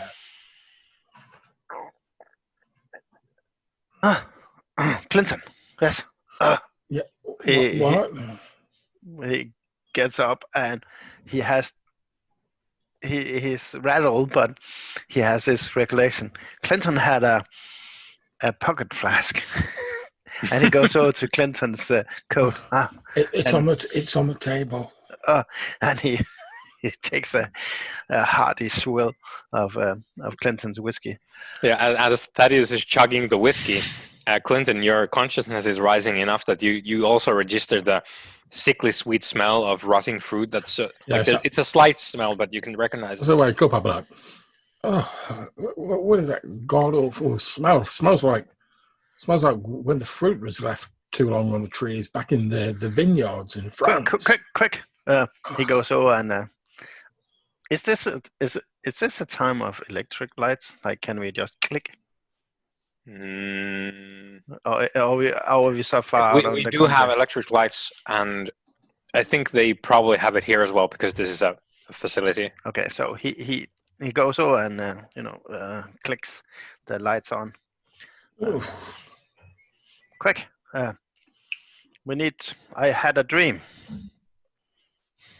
and he Okay. What do you need? burst into song. Oh, sorry, that's a bad joke. Was it a dream of times gone by? Fuck you, John. Now you go. Sorry. Here he goes over and he leaves to his pockets to find his notebook. Yeah, no, Here, it, take mine. Take mine. I was using it sketchy. I think it's connected. I will describe it, and you'll sketch it. Well, it's clear. Okay. So I sort of take back the notebook I was holding out, and I fumble around, like grab a pencil or probably a stick of charcoal, and I'm like, okay, go ahead. Okay, so while it's still fresh, I take a slug of the whiskey myself, just start wake me up. he does his best to describe the key, the fetish, and the 9 figures and the standing stones, I suppose. Yeah.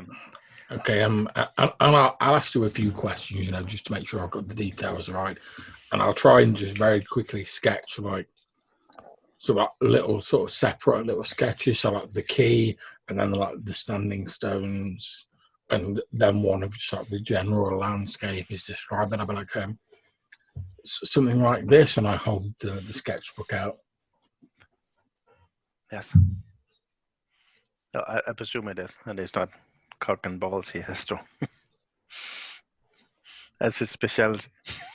Well, I do have 75 in painting, so I guess he can.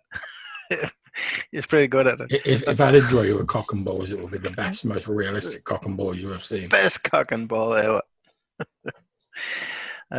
Yes. This is good. This is good. And he, you didn't have a dream. No, Mm. not that I remember anyway. Oh, this is irregular. The physician shouldn't be contaminated by the patients. But perhaps, like as I said, I'm consciously making the connections between the play and what we've heard of these patients. Perhaps your subconscious is just doing the same thing. Yes. But I do think you have you, and he almost said stumble upon, but he corrects himself because it is his brother-in-law. So you had an idea with the shared dreams, and he points at and I do think that is the key. I didn't find anything in the patient records, so just calm down. That is, calm down. I have to. And he goes and tears up his suitcase and digs through it and finds this little case, wooden case. It kind of like you would have a medal in, like here's a Purple Heart and stuff like that, and takes it out. Would you mind a little experiment, a good Clinton? And he sits down. What sort of experiment? And take I would like to hypnotize you. Okay, I'm game. Excellent. So, and he sits down. Yeah, I'll do the bit. You sort of lie back and you like make yourself comfortable. Focus on your breathing and all that. Because I'm assuming, given I know a bit about psychology, I at least understand the vague idea of hypnotism. You need to lay down on couch. Yeah, I'm just going to sort of lie down and do that thing. You concentrate on your breath and your breathing, try and calm yourself, get yourself relaxed, and then I'll follow whatever that is. And he takes out this very ornate ring, not a ring, pocket chain, watch. chain with kind of like little hook that holds a little crystal, and there's a ring on the other side, so he can use it like a pendulum. Okay, I need you to relax. I need you to Okay. be open to the experience. Well, I'm open still your half mind. asleep. That shouldn't be difficult. No, I need you awake. Maybe you should. I'll take another slug of my French brandy or whatever it is, and take a couple of seconds, sort of like waking myself up, maybe like splash a bit of cold water on my face. I'm like, right, okay, I'm ready. Okay. So I count back, and you feel sleepy. You feel relaxed. You feel comfortable. You listen to my voice. You let it take you away beyond the consciousness into the subconsciousness. And it goes on with mumble bumble. I guess what I want to do is hypnotize my good friend Clinton. So should I make a roll? Or? Well, I'm like you guys can decide all the details of how this goes. Okay, so I'll let John decide if it works or not. Yeah, that's fine. I imagine because I'm a sort of fairly artistic person, I'm interested in the idea of what lurks in the subconscious from an artistic point of view. So I know for myself, out of character, the current theory is like in order to be hypnotized, you have to be like willing to sort of go with it and sort of buy into it. Yeah, I imagine Clinton is, so I don't see why it wouldn't work. Okay. Cool. So I like to remove the conscious levels of resistance and all that, and kind of get into basically psychoanalysis to figure out if he had some dreams but he had forgotten them, as you tend to do with dreams. Okay. Yeah. So you go into Clinton's. I go into his mind. Yeah, you go into his mind, and then you look at the logs. Oh, there's a lot of cock and balls. We'll file that. So you talk Clinton through his subconsciousness. Yeah. And Clinton, feel free to tell us about the dreams that Clinton may or may not have had. Okay, so I imagine most of his dreams are sort of vaguely linked in with what he's seen recently, because obviously he's been working on this series of paintings connected with the play, but there's nothing particularly, obviously unless Johanna says otherwise, there's nothing particularly sinister. It's just sort of like a jumble of imagery, and he'll probably talk a bit about, he dreamed about looking at the original copy, and he's been thinking about what he could possibly do with what he's read and what he's hoping to do in the future. He'll probably make mention of the fact he's hoping to make his old mentor proud, because unfortunately they had to sort of part on unfortunate circumstances, just a bit of a scandal, but he's hoping to at least sort of carry on the good work that his mentor Salvador, sort of who he originally posed as a model for, and then later became an artist himself. So he's been dreaming a lot about his past and how like this work he's doing now might be like his next big inspiration, that's going to really sort of like propel him forward. Yeah. Okay. Cool. But there's nothing sinister. Okay. Thaddeus, when I snap my fingers, Clinton, you will return to me. You will have full recollection of this. So.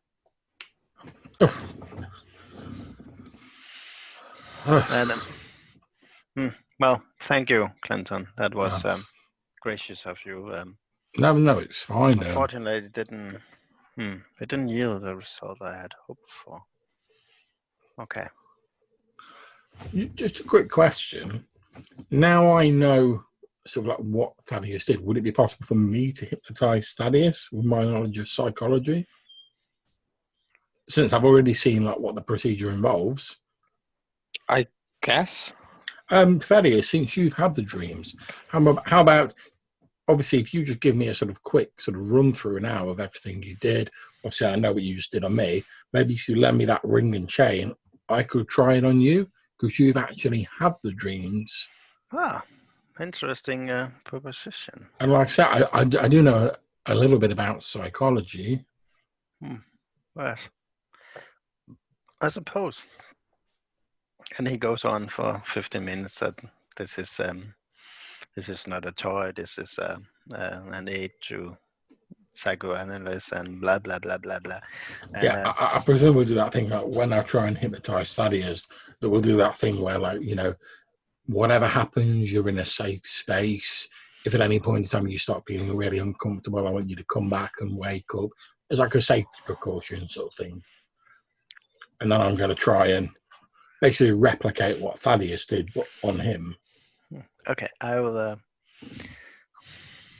almost like it's like it is something dear to him. He hands the pendule, and you notice that the ring is actually the wedding ring from back when he was. In which case, what I'll do is I'll detach the chain from that, hand you the ring back, and then I'll take off like just like a piece of jewelry of my own and attach it to that. So I'm not down with like taking your wedding ring, so I'll give you that back, and I'll just attach your chain to like a ring I'm wearing myself, and then I'll try repeating the words that you said to me in a very sort of calming voice, trying to hypnotize you. Okay. Thaddeus sits down and will try to remove his veneer of professional arrogance and open to mere amateurs tinkering with things they do not understand the thing. So he tries to put that down and be open.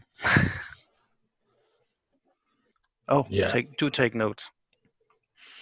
Well, mental notes. Yes. yeah, Sorry. yes, of course. And right now, just relax, like you told me. Just relax. Focus on your breathing. Watch the crystal. I'm going to take you back into your subconscious, back to the dreams you had before, and any others that you might not remember. I want you to focus on them now and see them clearly. But remember, whatever you see, you're in a safe place. Imagine like you're watching a play. None of this can do you any harm while you're in this trance. And if you hear me click my fingers, you will wake up and return to consciousness with full memory of what you have seen. I think Thaddeus, he doesn't want to, but his mind probably unconsciously goes to the play they saw together that kind of kickstarted this thing. So, should I make a willpower roll or something to get by the whole humph amateurs? That probably is. Well, I guess deeply that's seated in him. I guess that's up to you. If that is flawed enough with arrogance that this wouldn't work, then maybe yeah. I mean, he is a professional doctor, so. But he also. Yeah, but he's a professional doctor. He's using hypnotism in the 1920s. Fair point. Who goes to the Hellfire Club? You know what I'm saying? Yes, there's professional, and there's professional. You know what I'm saying? Yes, flaws. What can I say? Okay, so sure. Let's say he accepts the experience and really tries to go back and recall the vision, the dream. Yeah. So does Thaddeus have dreams on the regular? He has these horrible nightmares about the son they never had in the marriage, and obviously of the war that still lingers as a ghost that comes up now and then, Presumably the death of your wife as well, and the car accident that led to the death of his wife. So yes. So let's say this was a rather calm night then, where you didn't have a lot of dreams. and then this one you did. Mm-hmm. So it Yeah. was it was calm sailing until Until you had this happened. one. Okay. Yeah. Well, I guess he will collect the vision then.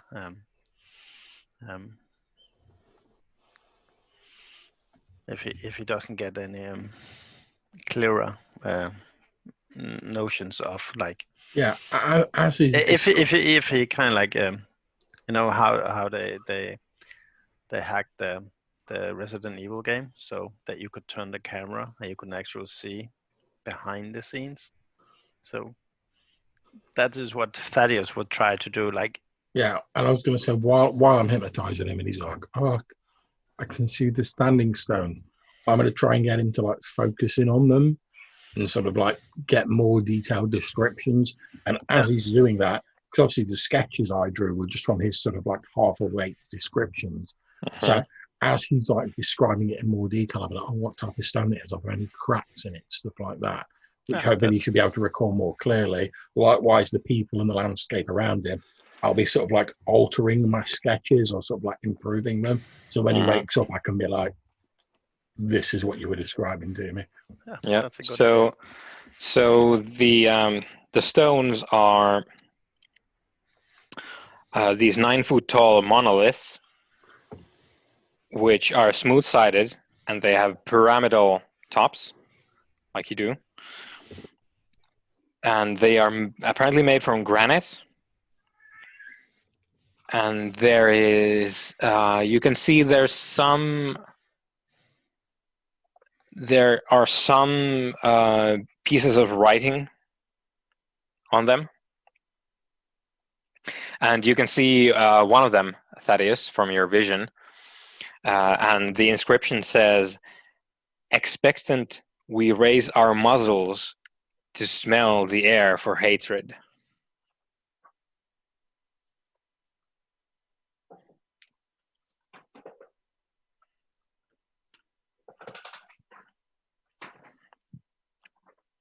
I imagine at this point, as he sort of said, oh, there's writing on the things. I'll have handed him like another piece of charcoal and like a piece of paper and just like, you're in a safe place, don't worry.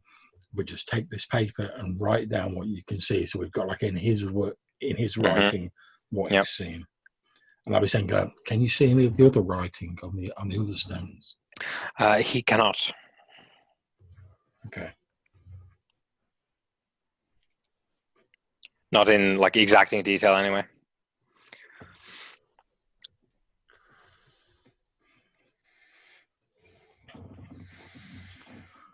Okay. Now, did before I put Thaddeus under, did he mention like the strange smell to me? Because obviously, when I woke up, I was like, oh, what's that smell? It smells like rotten fruit. Did you mention that was a new dream? He did describe the fetish. So Okay. I mean, since the odor was part of that, I would venture he did. Okay, so I'm going to ask him if he can see this like fetish doll, and if he can describe it in more detail. And I'll be like, can you smell that strange smell? Is it stronger, weaker than before? He can't see the fetish or the key. If we're talking about the bit where he's at the stones, so he can't see the key or the fetish. However, he can smell the like rancid fruit. Okay, so since effectively we're like controlling this dream, I'm going to try and take him back to the point originally where he was walking across with and reached in for the key and he found this doll instead. Like if he sort of goes along with that and he's like, oh yeah, I can see it, I'm going to be like, take the doll out, it can't harm you, hold it in front of yourself and describe it to me in as much detail as you can. Yep. So you describe it. It's a fetish, like the dream portrayed to you, and it's obviously meant to resemble a human of some kind. And so you get the details of the fetish down, and as well as the key, should you want it. It's an old ass key that is corroded by time. Okay. So we'll continue for several minutes, sort of going through everything you've seen, improving my sketches, as I said.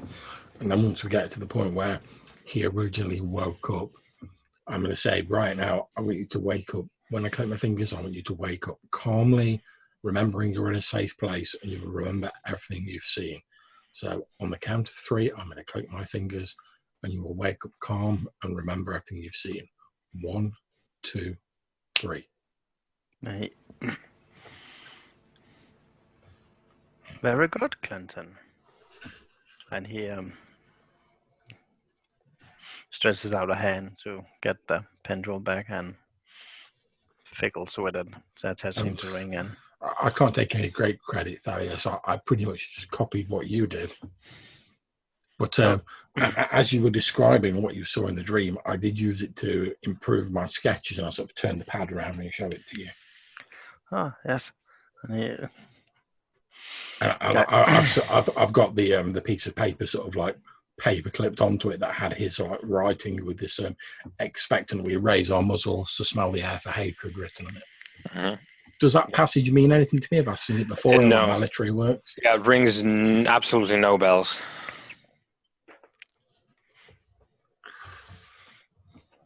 Okay, so the specific text doesn't ring any bells, but does the style of writing sound familiar to me? Like if it's from any particular sort of period or any particular authors I might have read that might sort of write in that style?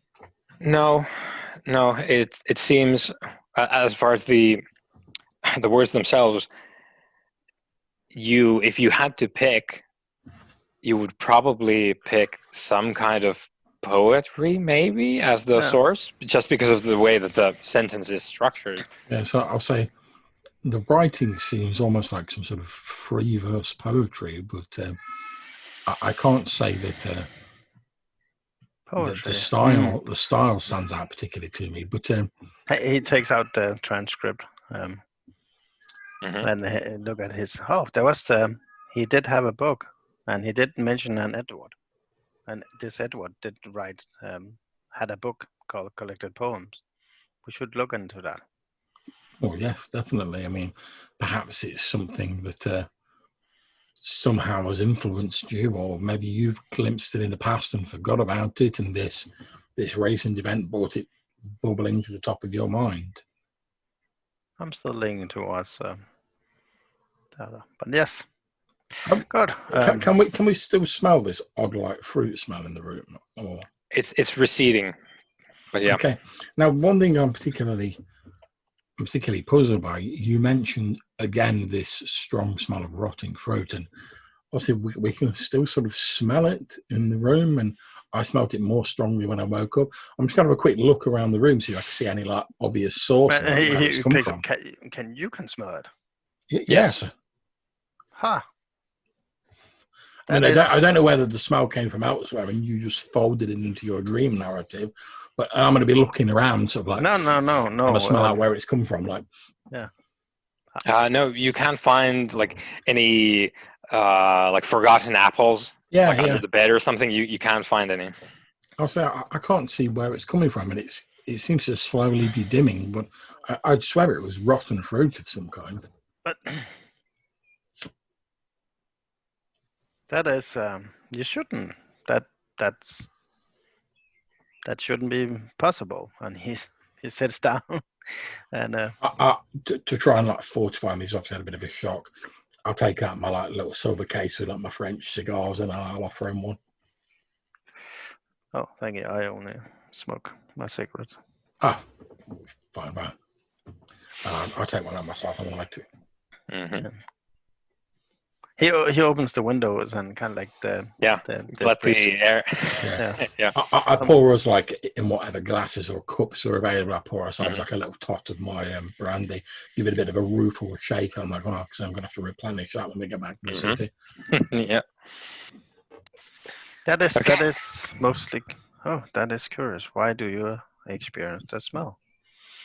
I honestly have no idea, but it was strongest immediately after you woke me up with your starting awake. But since then, it appears to have almost faded away entirely. I can only just get a vague sort of waft of it now. So there's a physical manifestation of my dream. Is that even possible? I mean, in stories, yes, of course. I mean, dreams are often used as a metaphor for things in fiction, but I mean, this isn't fiction. This is real life. That is. Yes. No, and I suppose what we know is possible today was deemed impossible for 30 years ago. So it's Well, that's true. I mean, hypnotism was viewed as a carnival trick a scant handful of years ago. yes. And he closes the windows again. So what do you want to do about this? I mean, it's clear something odd is going on. But as to what it is, I mean, it all seems to be connected to the play, or at least whatever inspired the play. I mean, I've not completed my reading of the original work yet because it's quite substantial. Well, we could.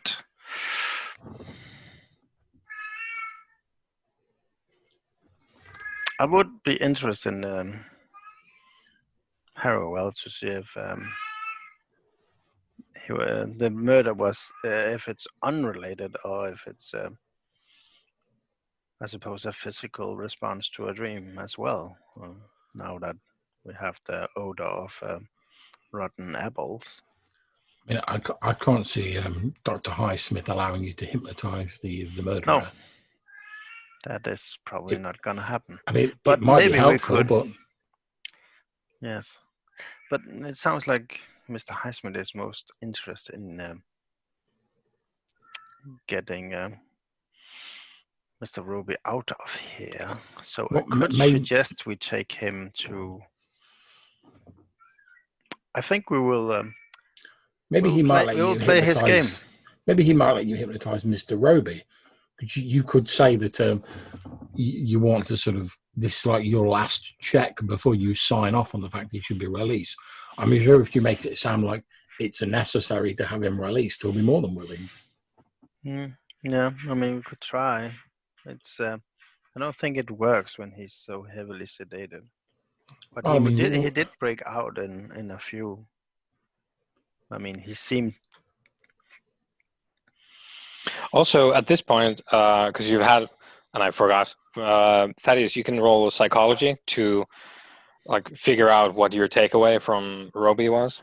Yay. Do you want psychology or psychoanalysis? I guess both would work. Psychoanalyze then. Extreme. So where is it? So your understanding of Roby, aside from the fact that he's heavily sedated, is that when he was talking, he's operating according to some sort of internal reality that others, including you, don't have access to, and that because he didn't really interact with you so much as just like talking about whatever is in his reality. Yes. He doesn't have any kind of capability or patience for like actual argument, like actual like interaction with with individuals. Yeah.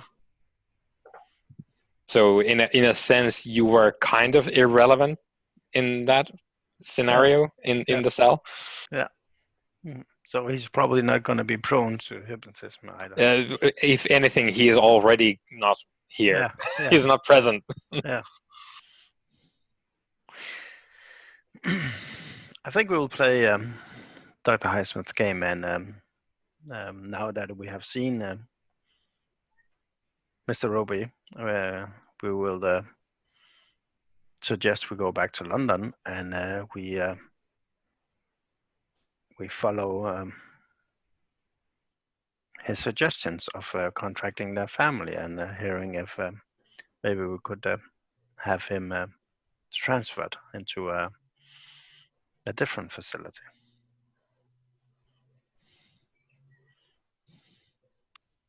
Yeah. So I think we will, and he puts out a cigarette. I'll attempt to get some sleep. We'll get up. I'll make some notes, some copies of the scribblings in this book I borrowed. We will return the book, and when we get back to London, we will look up these book of Edward Arlington. Sounds like a plan. Also, just to highlight the fact, you're free to choose however you like, but Alexander Roby was talking about Edwards. Yeah. As a surname. Yeah, I noticed and that. Not Edwards, Yeah, as in. Yeah, but I just wanted to point that out because we had Edward as a first name in one of the authors of the books, and then we had Edwards. It's Thaddeus. He's already gone down. Yeah. Okay, so we lay down to sleep, and is there other things you would like to do at the asylum next Yes, day? I would like to make a copy of the notes scribbled in the margins of from our ghostly enemy. Yeah. And return the book. Yes. As promised, I was only borrowing it. Yep. And that is entirely possible. And we will let Dr. Highsmith know that we thank him for this opportunity. And we will go back to London and have a word with Mr. Trollope and Mr. Graham Roby about his predicament here. Yep, very good. And he says that he has sent out already letters of introduction to both of these individuals so that they will know to expect you to contact them, as is only proper at the time. Most gracious. So, I wouldn't mind doing one other thing when I go back to London. That is, if I can find the playwright Talbot Estes, who created the play The King in Yellow, I wouldn't mind showing him some of these verses and these images we've gained, because obviously he's been more immersed in the background of this play and the source material than I have. He's obviously read the complete original work. Maybe he'll recognize something that might be able to help us. Well, yes, that is a good idea. It would suggest if there's actually any connection between these shared dreamscapes. That is a good point, Clinton. Well, I do have my moments. Oh, I mean, Bethany did speak highly of you, so I certainly see. I do see her in you, and he gives a brief smile. Well, thank you. I mean, we were very close when we were young, but you know how people tend to drift apart as they get older. And obviously, when I left the country because of that unfortunate business, it was difficult to stay in touch. Yes. And he puts and I looked sad for a moment. Puts on his gentleman attire and take on the veneer of a stoic British gentleman. I have no feelings, and I guess they depart to in the motor vehicle to the train station. Yep. There's a nurse. Let's say it's Mr. Pierce again. Or Price rather, who drives you to the station. You get the local train, go to Bristol, from Bristol back to London. And it takes most of the day. So anything you want to do on that evening particularly, or shall we progress on to the next day from that? What's the what date are we on now? So that was the 29th, and then this 30th when you come back to London in the afternoon, late afternoon. Should be a Tuesday, right?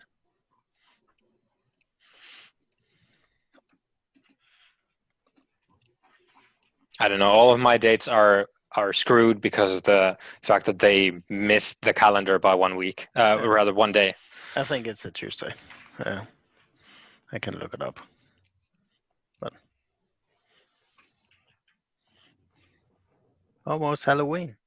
Was that a thing back then? All Hallows Eve. Yeah. Yeah. It was a Tuesday. Okay. So speaketh Google.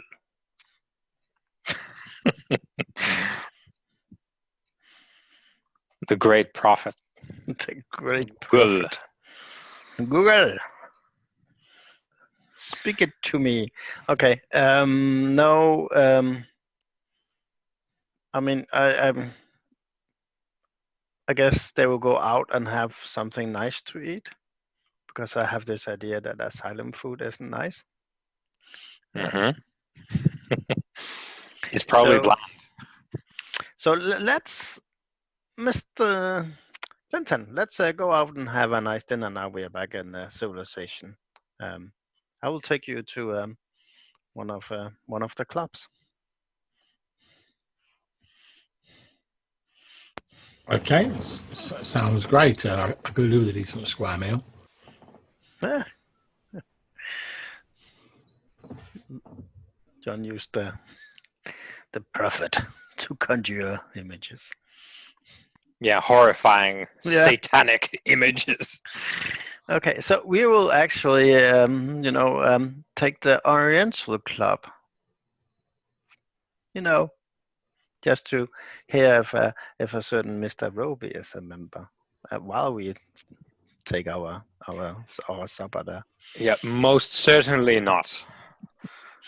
The let's say the agents of the crown would have cut their balls off if they were hanging around with interesting elements. He is, however, so we're talking about Graham Roby. Graham is very much a socialite. Whether that's by choice or because of his station, it's hard to tell, because either way, he would be obligated. So he is very much in the sort of nice, hoity-toity circles of London. So he goes to the operas, he goes to the theater, he goes to the galas, the soirees. He does the whole what is expected of a member of society such as him. It's just if you want to, let's say, have a random encounter with a gentleman around this time, it is socially acceptable to do it at these social clubs. Yeah. So yeah, I think it's just the very nature of the fact that he cannot be a member of something with hell in the name. No, not the Hellfire Club. No. The Oriental Club. Oriental Club. Probably yes. That's where we will have our dinner. No, Yeah. the Hellfire Club. That would be. That would not be. I mean, it wouldn't be unthinkable, but yeah, maybe, it would not. It would have to be so secret. Yeah, maybe it's not the venture to approach him. Yeah. Quite. So no, the Oriental Club. Okay, so let's say you go to the Oriental Club and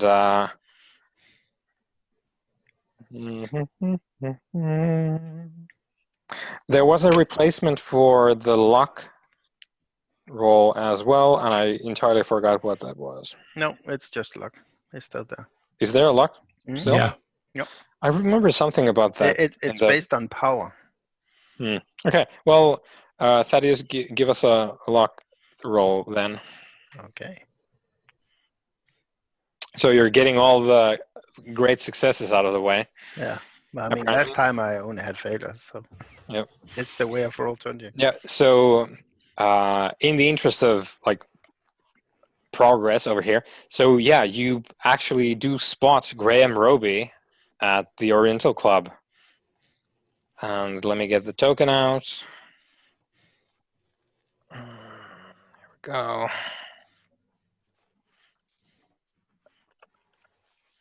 This is also, I mean, the luck mechanic. It's a nice mechanic to have, like I guess low roll luck.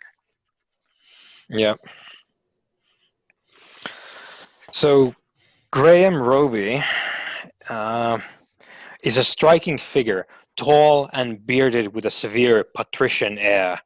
He looks nothing like his brother Alexander. He is dressed in evening dress, as one is, and impeccable in all ways. I suppose you want to make a pass at him? Mm-hmm. Yep. So we can just do the quick montage of this, because he will brush you off, Yeah, and he but will. it's only like to make him more at ease when we make the official acquire. So Mhm. kind of like, you have seen me. We are at the same club. So it's kind of like, we are in the same social circles, kind of like. So it's not an outsider that comes to his door Mhm. per se. So it's kind of like just to, oh, hello. It's a social courtesy thing I do Yeah. to make the other Okay. stuff. So let's say that you were briefly introduced as a result of this evening at Yes. the club, Yeah. and he will have forgotten your name until it comes up again, because he has a lot of people trying to shake hands. But Well, like when you do your thing later on, he will already be aware of who you are. Sorry, did you say Alex Roby's at the club? Graham Roby. Oh, okay. Yeah. I was gonna say he got out quick. Yeah, he's already here having dinner when you walk in, It's already here. and he's all good. He's cured. Yeah, he's just having a pint and some mash and bangers. Yeah, he's like, yeah. It just turns out I just needed some fresh air. And who knew? I love the way you said mash and bangers, whereas we never call it that way. We call it bangers and mash. Oh, okay. Haha, spy. Ah!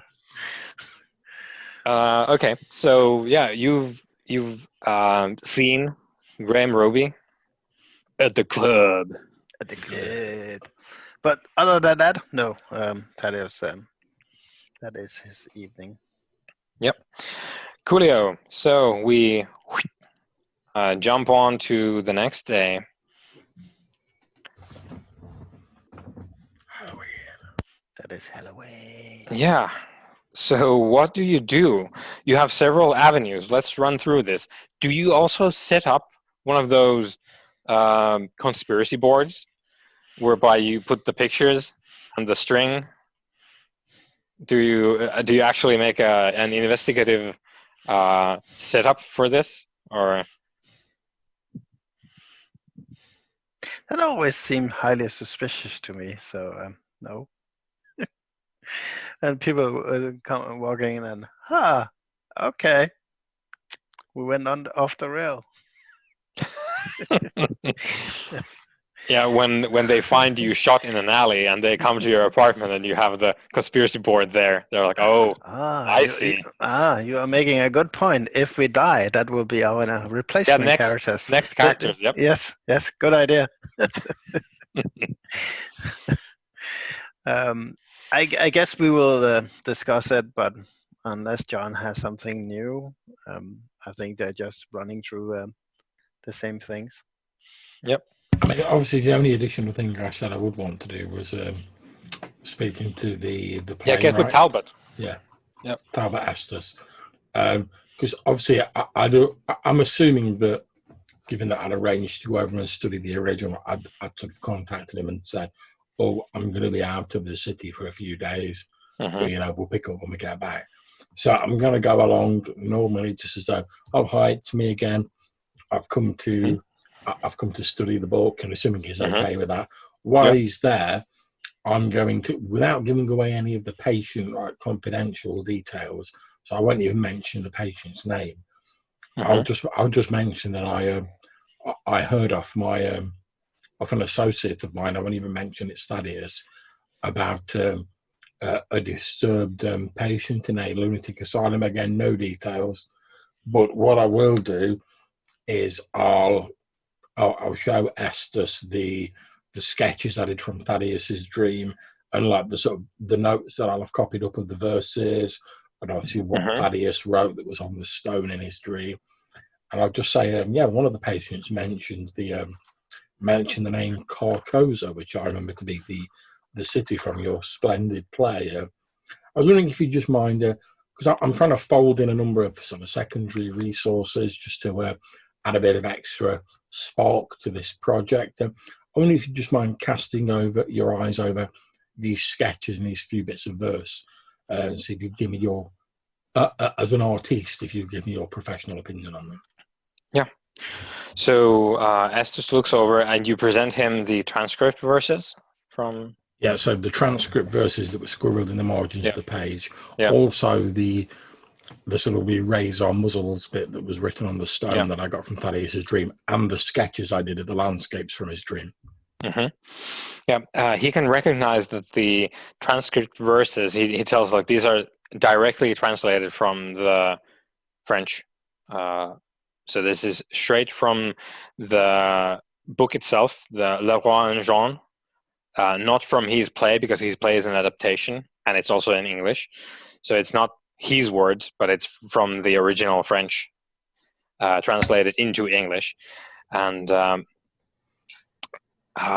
he finds your sketches to be excellent, and he would like to commission some of them for the work that he's producing based on the original text, because he's writing, I suppose, like a novel length work. Yeah. So he would like to commission some of these for pictures included into the book itself when it's published. Yes, of course. I mean, I've already said that I'll quite happily gift you one of the paintings of the body of work that I'm doing, but I'd be quite happy to discuss taking on a commission for your work. I mean, I've already gained so much enjoyment from it. Yes, illustration is I think the way of the future for this kind of work as well. However, this passage, and he indicates the one that you saw on the standing stones in the vision. He says, "This I don't recognize. This is unfamiliar to me entirely. However, I find it quite evocative, and I think this is a nugget that we could develop further, and I think it's a brilliant turn of verse." Well, yeah, I agree. I found it most striking. That's why I wanted to show it to you. But like I say, this is a fragment of writing that I gained off a person that had seen it in a dream. I was wondering if perhaps with your wide literary knowledge, you might recognize the source. The person couldn't remember. I mean, obviously they've seen it somewhere and it's manifested in their dreams, but I wonder if you perhaps recognize where it might have come from originally, or the style of writing. I'm afraid I didn't. I'm afraid no. I'm afraid not. This is unrecognizable to me, though I do recognize the genius within it. And he seems like intense as ever. Like he's always like this when you've been over to read the book. Yeah. So what I put, whilst Thaddeus is doing like his thing in the clubs for the rest of the day, I'll probably spend the day continuing my study of the original text, again, making a few sketches, and then I'll probably meet Thaddeus sort of in the evening, for like a light meal in the evening where we can discuss what we found out. Yep. Okay, so you can finish your study of the King in Yellow today because you were almost done. Yep. Before you left. So I wonder if I put down notes somewhere, but I'll just reference it here. This is a bit when I make a roll and when you come to meet me Thaddeus, I'm in the corner like... Yeah. That's entirely the part of the game where we're at. So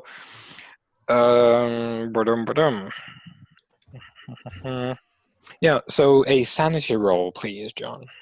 Right, okay. Now, before I do this, I'm just going to, if you don't mind, apologies for the delay. I'm just going to double check my sanity score because that was the one I originally got wrong previously. Oh, yeah. Yep. And I think I saved the new version, but I just want to check. Yep. Where's the bloody character gen summary?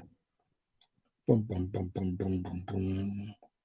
Creating investigators. Quick reference. Page 64. It's your power stat. Yeah. In which case, I've got that right. That's cool.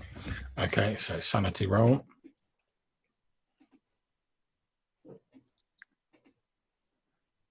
Oh no! I failed. By which you mean you have understood the text and the implications thereof. So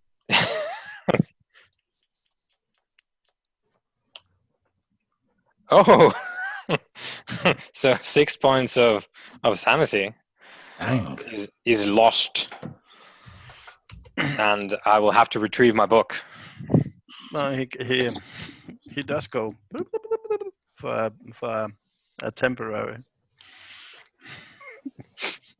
So I guess this is the part where our new characters come in, John. Yeah. I'll come in as a burly dock worker. And find the artist going. Come in as some cockney wild, but hey, you slags are looking at a play. Yeah.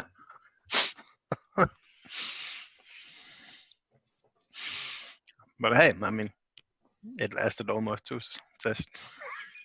Yeah. To be fair, I've seen the play The King in Yellow, and I've been reading the original text for like at least one session, and like it's only just touched me, so I'm taking that as a victory. It's one of the things that always makes me laugh in Call of Cthulhu. So obviously, like in character, you have no even vague inkling you can go mad by reading a book, but like out of character, everyone knows in Cthulhu stories you go mad by reading books. Yeah. Okay, so it's a 2-step process apparently now. So John, intelligence roll. Okay. My intelligence is pretty respectable. Extreme success. Nice. So you have in fact repressed whatever budding insanity exists now within you. Sweet. Oh no, it's the other way around. So getting my hopes up there. Yeah. I know. Actually, you've gone full ball mental, I'm afraid. Yeah. And it says in the book, perversely, if the intro succeeds, the investigator realizes the full significance of what has been seen or experienced and goes temporarily insane. That makes sense. But it only lasts for basically this night, and come morning, you'll be fine.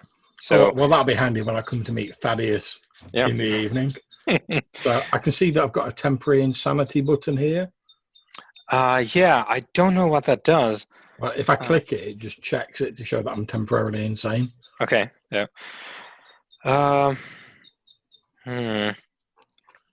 Trying to see. I mean, the good news is that Thaddeus can actually help you with that because he has psychoanalysis. Assuming I don't stab you with a pencil or anything first. Yeah, so I guess I have to make a makeshift padded self for Clinton. That's it. There's bound to be some padded cells at the Hellfire Club. I don't know if that will speed up your recovery.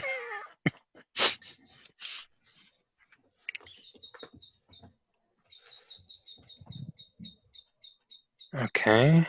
Yeah, I'm sorry about the pause. I'm reading about the. It's fine, dude. I'm reading about insanity. I think we're just going to go with, because as far as I understood from a quick reading and from what I know about before, this, because it's only momentary, because it's temporary insanity, and it actually lasts.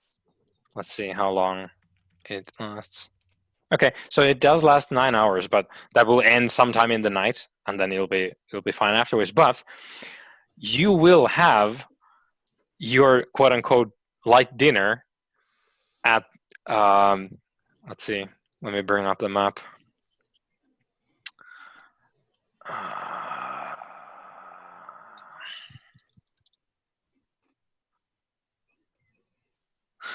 So as a result of having read this now, Clinton, and having understood it, you have internalized a lot of the the themes and the implications of the play. And as a result, you have fixated on, being the artist that you are, some of the landscape specifically. So you are absolutely spellbound by the idea of lakes. And you contact Thaddeus, and you insist that you have your light meal / dinner. So basically you take something out from, let's say, the club, and you go to St. James's Park, and you have it by the lake there. This is still on Halloween, right? Yes.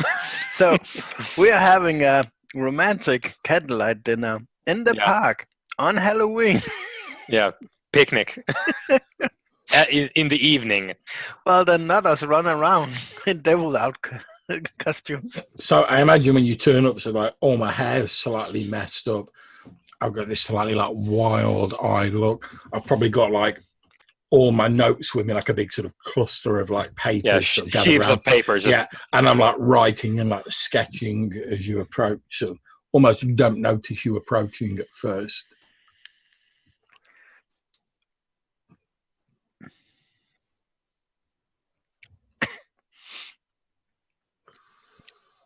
Yeah, so you have an interesting meetup.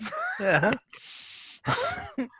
with Clinton being quite preoccupied with apparently his artistic endeavors. I'm guessing he sits and draws the lake, and I'll just be sat there, and like as you're sort of talking, I'll be like, just like barely paying attention, but I'll be like sketching, then I like throw one sketch down, and I start another one, and I'm like drawing the lake, but I'm drawing like this weird version of the lake, sort of bringing in elements of the play and what I've read. In the background, we have all the mayhem from Halloween. Yeah. And you're trying to eat some takeaway from the club in the park at night. I guess fondue isn't good as takeaway. Okay. I guess we'll chalk that off as an experience. And I'll suggest he spends the night at my house, just so I can check in on him in the morning to see if. I'll sort of agree, because to be honest, I don't care where I am as long as I can like carry on my sketching. So I'll go to his house with him about in the car or whatever, like sketching all the way. Then when we get back, you'll probably be dropping off to sleep, and I'll be like still sat at a table, like.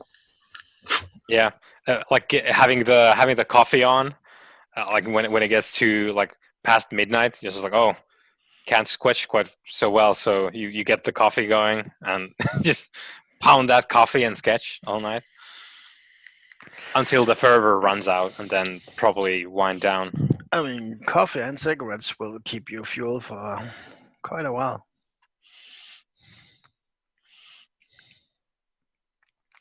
Yeah, the diet of artists. Okay, well, I guess we are on November then. Yeah. The 1st of November, and following the fairly intense events of Halloween night, Clinton ends up with dozens and dozens of sketches of black lakes with different motifs from the play involved somehow. And as the day rises and eventually you do wake up and you have your breakfast and whatnot, winter is actually starting to set up on even London, and you are greeted with actual snowfall in the morning, and it will continue snowing for quite a while. It doesn't seem like it's just a passing shower. I imagine when you sort of wake up, Thaddeus, I'm sort of lying. I'm probably slumped over the desk where I've like fallen asleep at the desk with like my face on one of these pieces of paper. sort of like just like passed out from like when the coffee eventually gave out. I'm guessing Mrs. Henderson wakes you up because she does the housekeeping.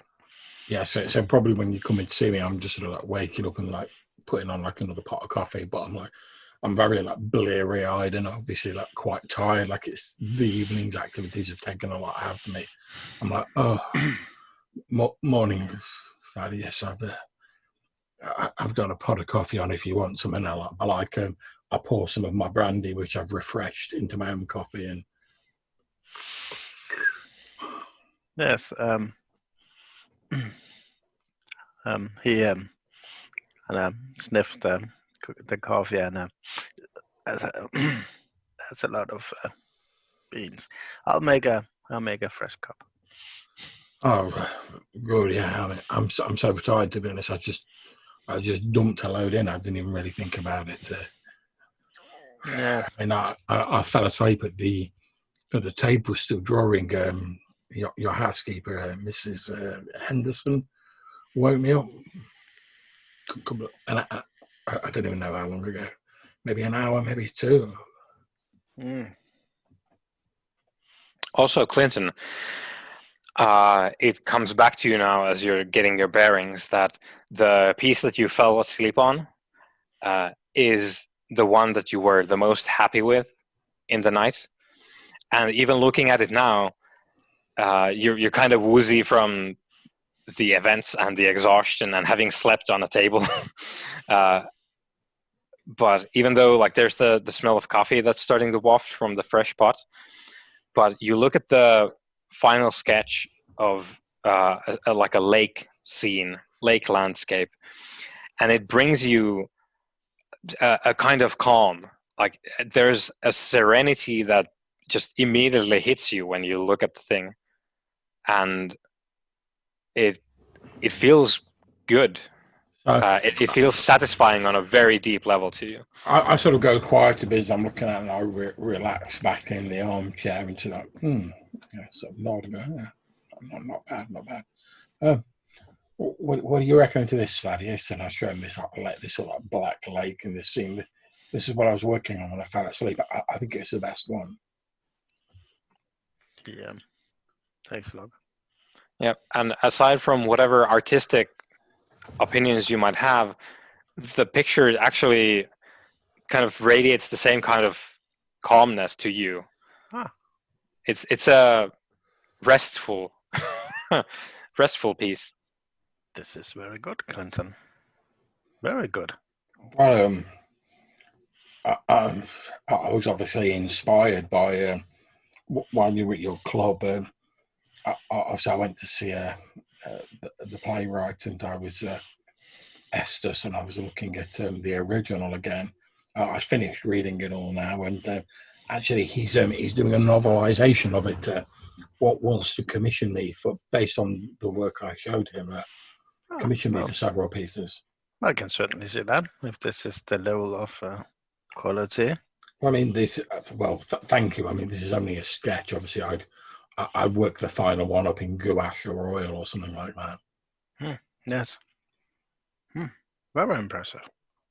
Although I think given the focus on lake, oddly, I wouldn't normally use them for this kind of, but I think watercolors might be a good option for this particular piece. You know, they have that sort of faded, slightly washed out, calm sort of tone to them. That's very much the feeling I'm getting off this.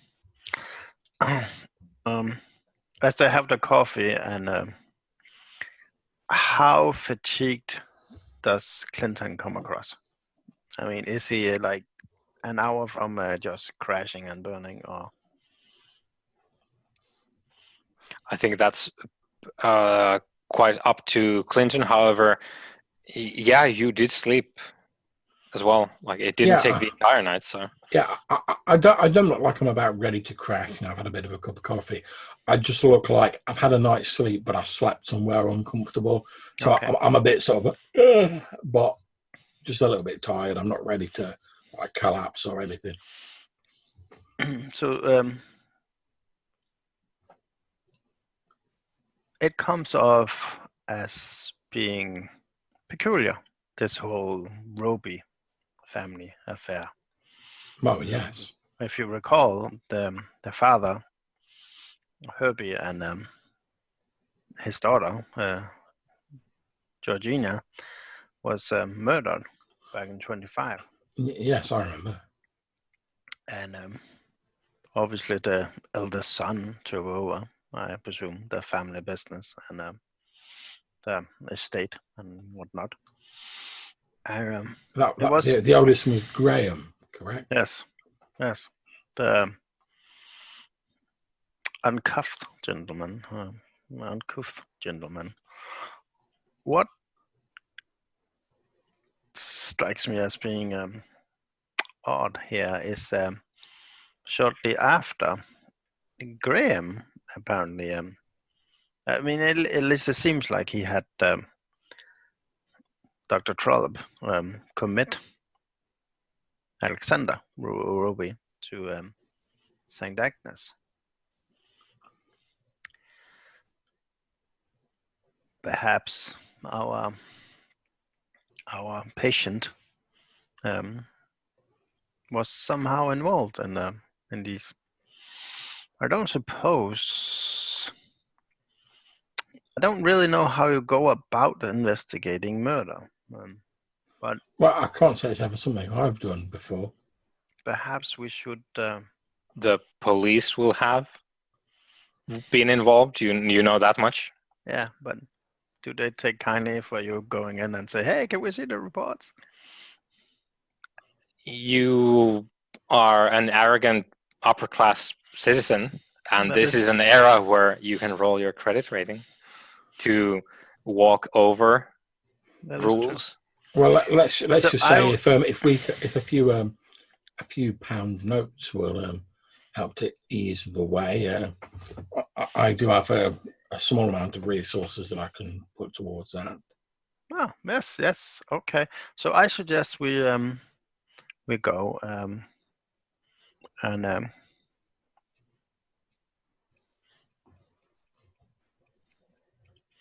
well, I don't really know if we should go there first, because if it comes back to the Mr. Graham, he is gonna be even less likely to want to talk to us if it comes out that we had requested the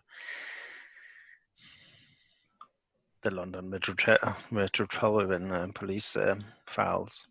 Well, why don't we go and see Mr. Graham first, and then make a call to the constabulary? I think we should go see the doctor first. Okay, if that's what you think. We should start with the easy way, and I suggest we come and we play the part of being involved in this because of professional courtesy to Dr. Highsmith, and we are looking into options of having Alexander Roby move to a different asylum, possible one with more focus on what is the word where it's not treatment, it's more recovery. Like a Well, the one of the suggestions that Highsmith has, if the family doesn't want to take care of Roby, he's going to go to a convalescent home. That's the word, yes. Yeah. And what we are doing, Clinton, is we're trying to get a read of this Dr. Trollope. So Okay. see if well, to see how he responds to our presence here. And people who have something to hide, they usually react in a fairly predictable manner. But first, I do suggest you have a bath and a shave. That's probably a good idea, to be. I will have the boy send over for a fresh suit of clothes for you. Thank you. That is, I sort of pat you on the shoulders again. Yes, I think I think a bath would be a good idea. Splash a bit of cold water on my face and get myself ready for this. Yes. And I sort of head out and start running a bath and making myself presentable. Yeah, and I will send the young boy Henderson to get some fresh clothing for him at his apartment. Righto. So you prepare yourselves for an audience with Dr. Trollope, is it? Yes. Coolio. And before we do that, I just wanted to check the... yeah, okay. So, Clinton, you have successfully gained 6 percentiles of Cthulhu Mythos as a skill. No, that's not sweet. That is not sweet, John. That is horrible. You have seen the yellow sign. Yes. That is the one skill you do not want. I know, but it moves, it advances the story, doesn't it? Yeah, but it's a ticking bomb. Yeah, but everything's a ticking bomb in Call of Cthulhu, man. That's like saying like, oh, you're playing like a D&D game and like, oh, you've gained some XP. Oh, you probably will fight someone. Oh. Okay, so let's get the notes here.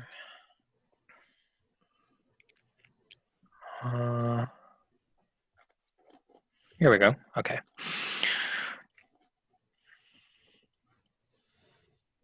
Good. Right, so we can just cut forward with your audience because it's been set up. You have been introduced by Dr. Highsmith. Yes. So everything's been arranged.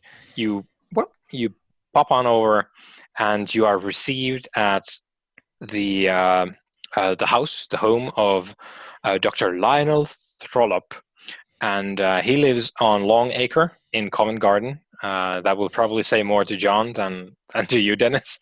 But it's where was that? Long Acre, Covent Garden, so central London. Oh, I heard Covent Garden before, obviously, but I have no idea where it is, other than London. Yep. Yeah. So, as you arrive, please give me a spot hidden roll, both of you. Spot hidden. Hard success. You hardly succeed, Mr. Hardy. Where would...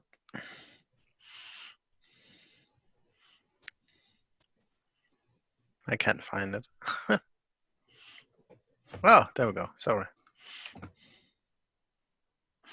Okay.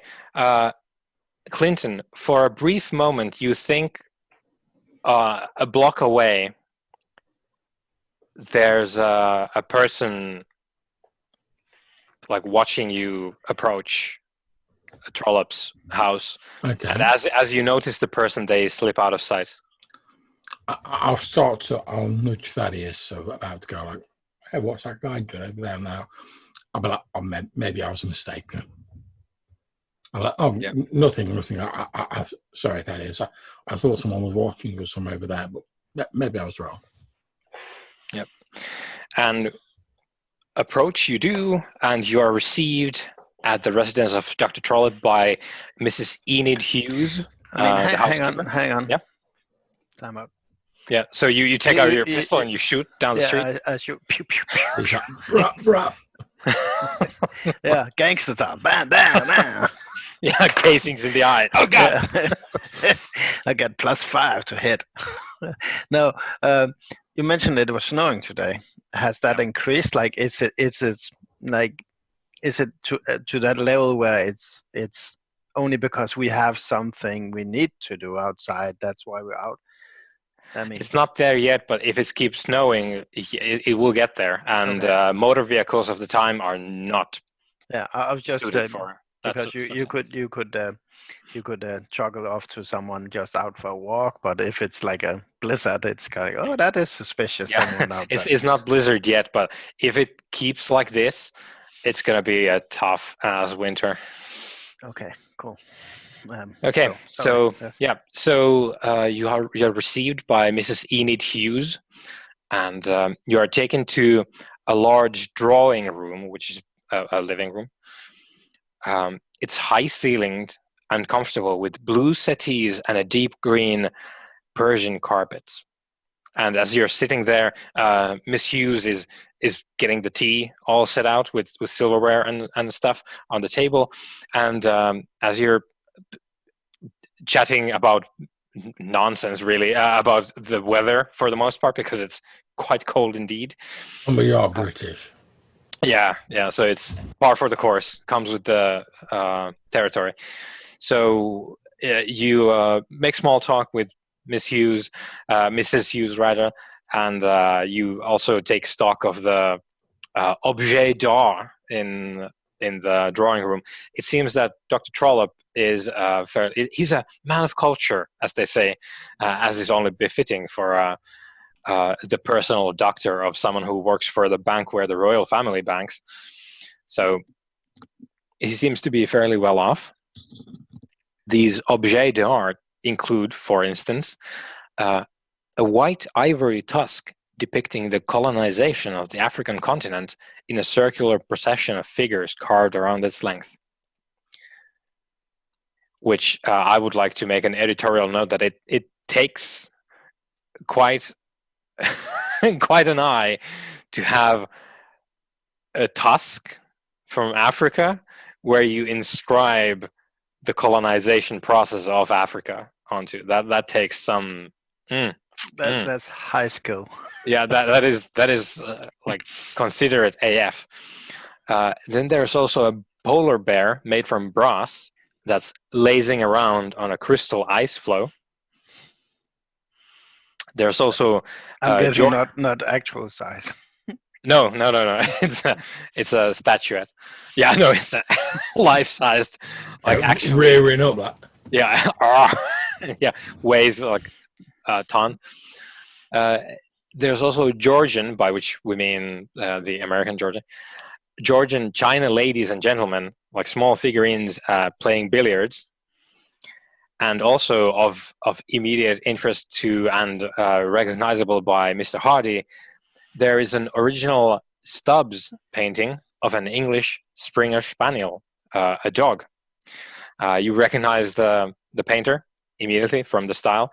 So quite lifelike, detailed depictions of different kinds of animals is what you know him from. And this particular piece is of an English Springer Spaniel dog. So you are set there, and you have the tea, and as the tea is all laid out, Miss Hughes goes and fetches the doctor himself. Let me get the token out. Where are we? There we go.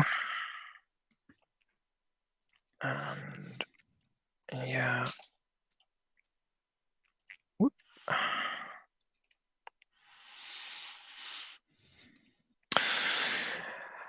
Okay, so Dr. Trollope.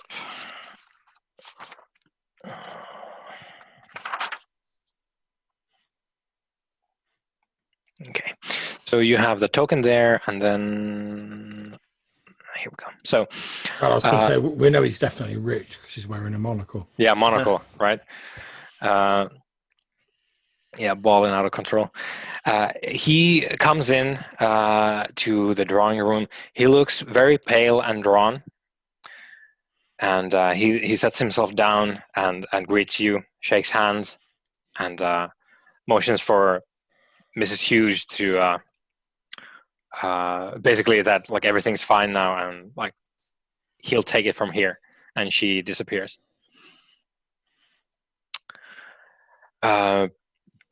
So, welcome to my humble abode, gentlemen. Tea, biscuits. Please help yourself. And he himself leans back. Oh, Thank you. Most gracious that you would. I'll pour a cup of tea for everyone while Thaddeus is talking. Offer us in. I presume you have received a letter from Dr. Highsmith. Yes. Dr. Highsmith advised me that you would be interested in hearing, well, I suppose not so much my medical opinion and more of the events surrounding Alexander Roby's commitment and Yes, please. the Roby family. Yes, Is that correct? Yes. that is correct. I would like to receive your assurances that what we are about to discuss is only for the purposes of Dr. Highsmith's considerations for Alexander Roby's case in a medical sense. Discretion is a matter of honor, Yes. after all. Yes. A high value in our profession. Good. I presume you will want to hear the tale from the beginning then. You are aware of the sad events around the Roby family around 1926? Yes, if you would, please. Very well then. So he takes a sip of tea and collects his thoughts and tells you about that fateful evening. So I was called by the domestic staff of the Roby residence,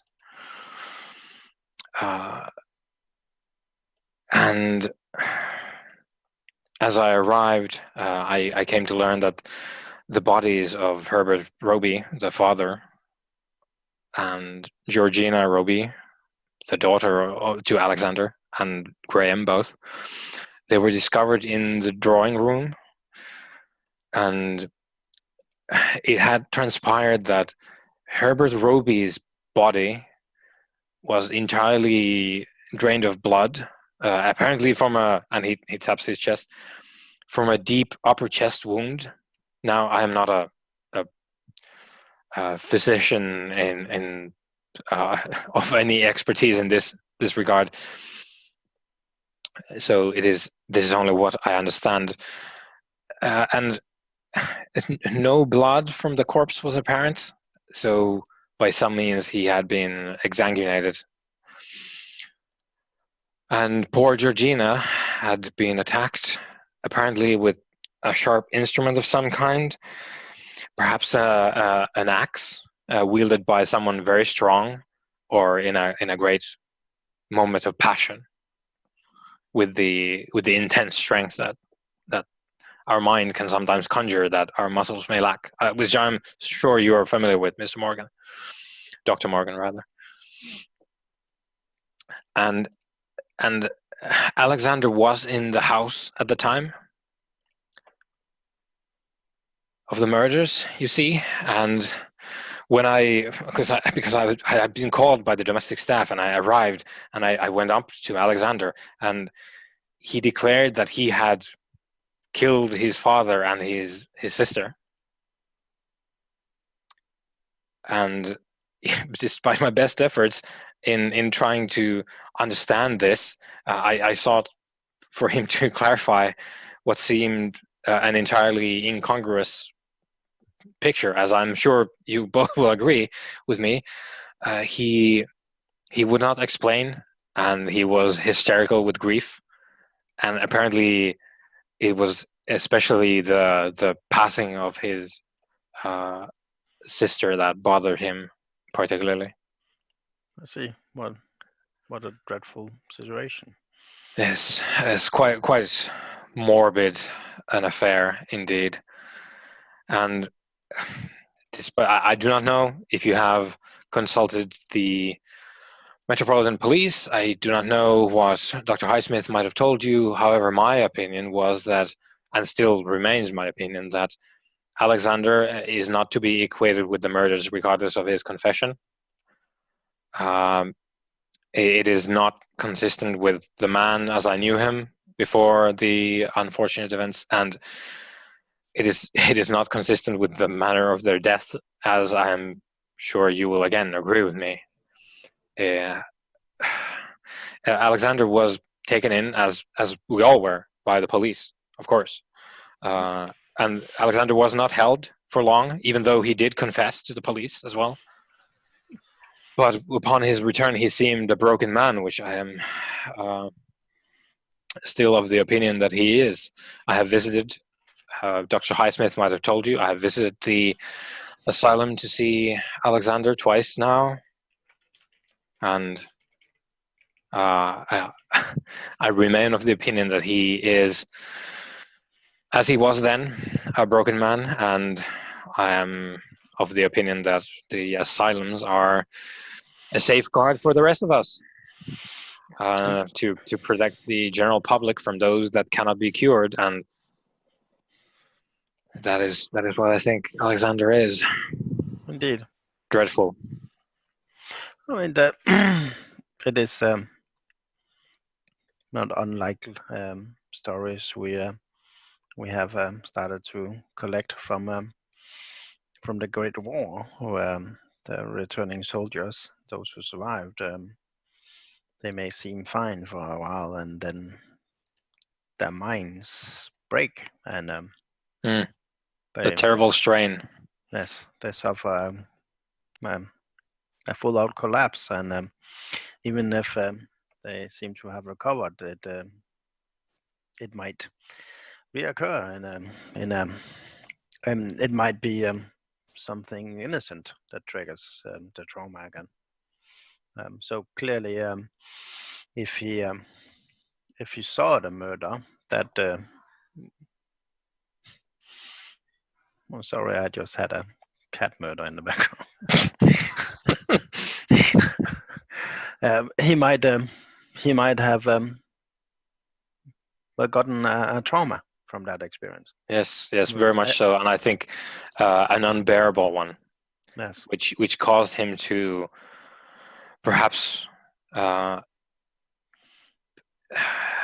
gather enough guilt for whatever reason, whether that's feelings of unworthiness because his father and his sister passed and he didn't, or Yes. because he could not prevent whatever strange thing it was that led us to this sad pass.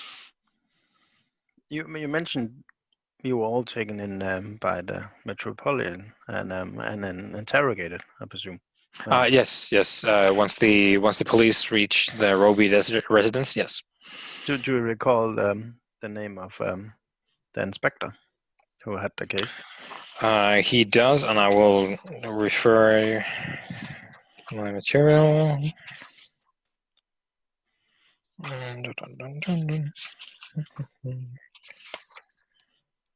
Here we go.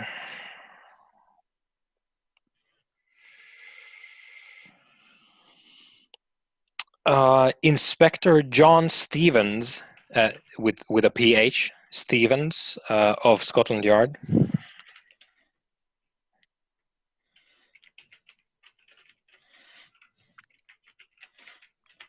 Thank you.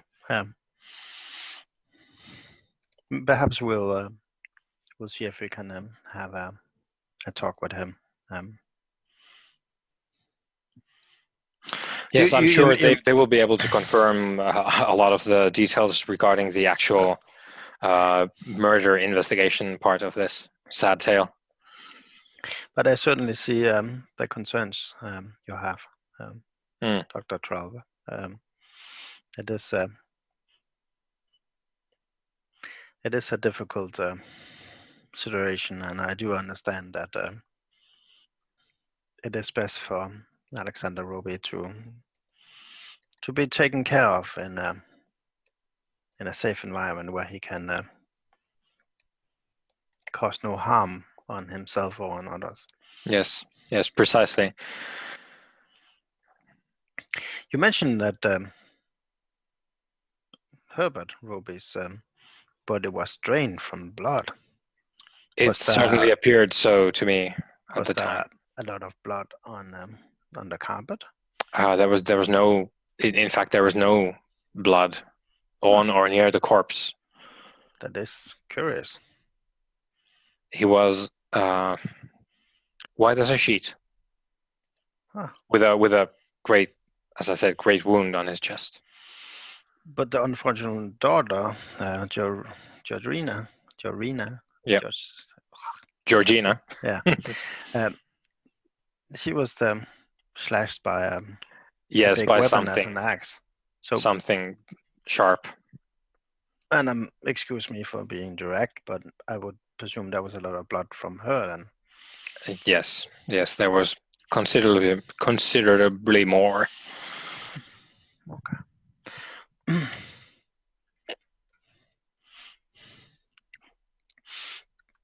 And just to settle, to put all the ghosts as rest, if you will permit me a more direct question, are there any history in the Roby family of mental breakdowns?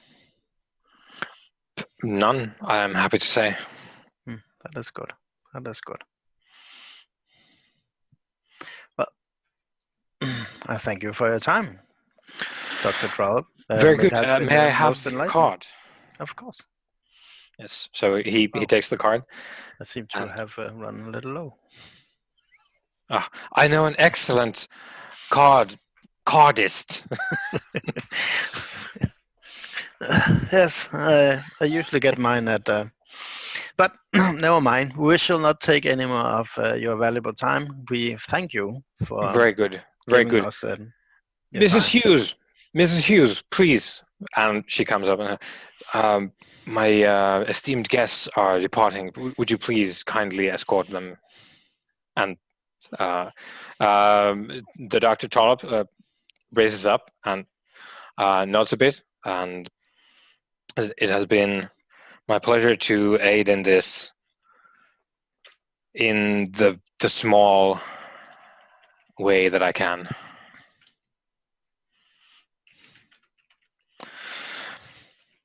Good day. And he departs. We go out in the snow. Yep. Please feel free to make psychology rolls as you depart. Yay. Splendid. I might make one of them myself. Oh, shit! I failed by one. You can spend one of your luck to succeed, Clinton. That is a good. Because Yeah, it's go on only then. one. Yeah. Oh, sorry, I've just rolled a lot. Let me Yeah. just ignore that. Right, let me bring my luck down to 79. Yeah. So, and Thaddeus here with the one critical success. So you both are certain, absolutely certain, that Trollop had more to say than he either was willing or able to say in the discussion. Yeah.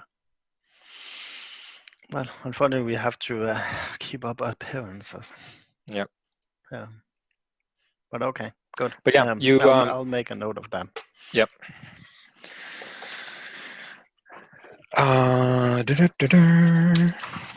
All right. So then, I'm conscious of the time. Do we want to wrap up here? Do we want to continue for a bit?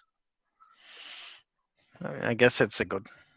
Yeah, it's probably good. I mean, I'm happy to chat for a bit, but it's probably a good point to wrap up the actual game. Yeah. Okay. Good. So we exit the residence of Dr. Lionel Trollope into an increasingly snowy central London, wondering where to probably have lunch at this time. So which club do we go to is the question on our minds as we fade out. Good. So that was it for tonight's entertainment. Excellent. Thank you very much. Yeah, thanks. I've probably asked this before, but how does XP work in this game? It works in the way that you mark the skills that you roll. Let me pull up a sheet so that I know. If you make a roll without spending bonus dice or luck or anything like that. You know that like with the little mark on the sheet, and when at the end of either a scenario or a chapter, you get to roll to see if you increase in those skills. Okay, so I'm just scrolling up now, looking at the rolls I made, and then I'm going to mark them down. Yes. Yep.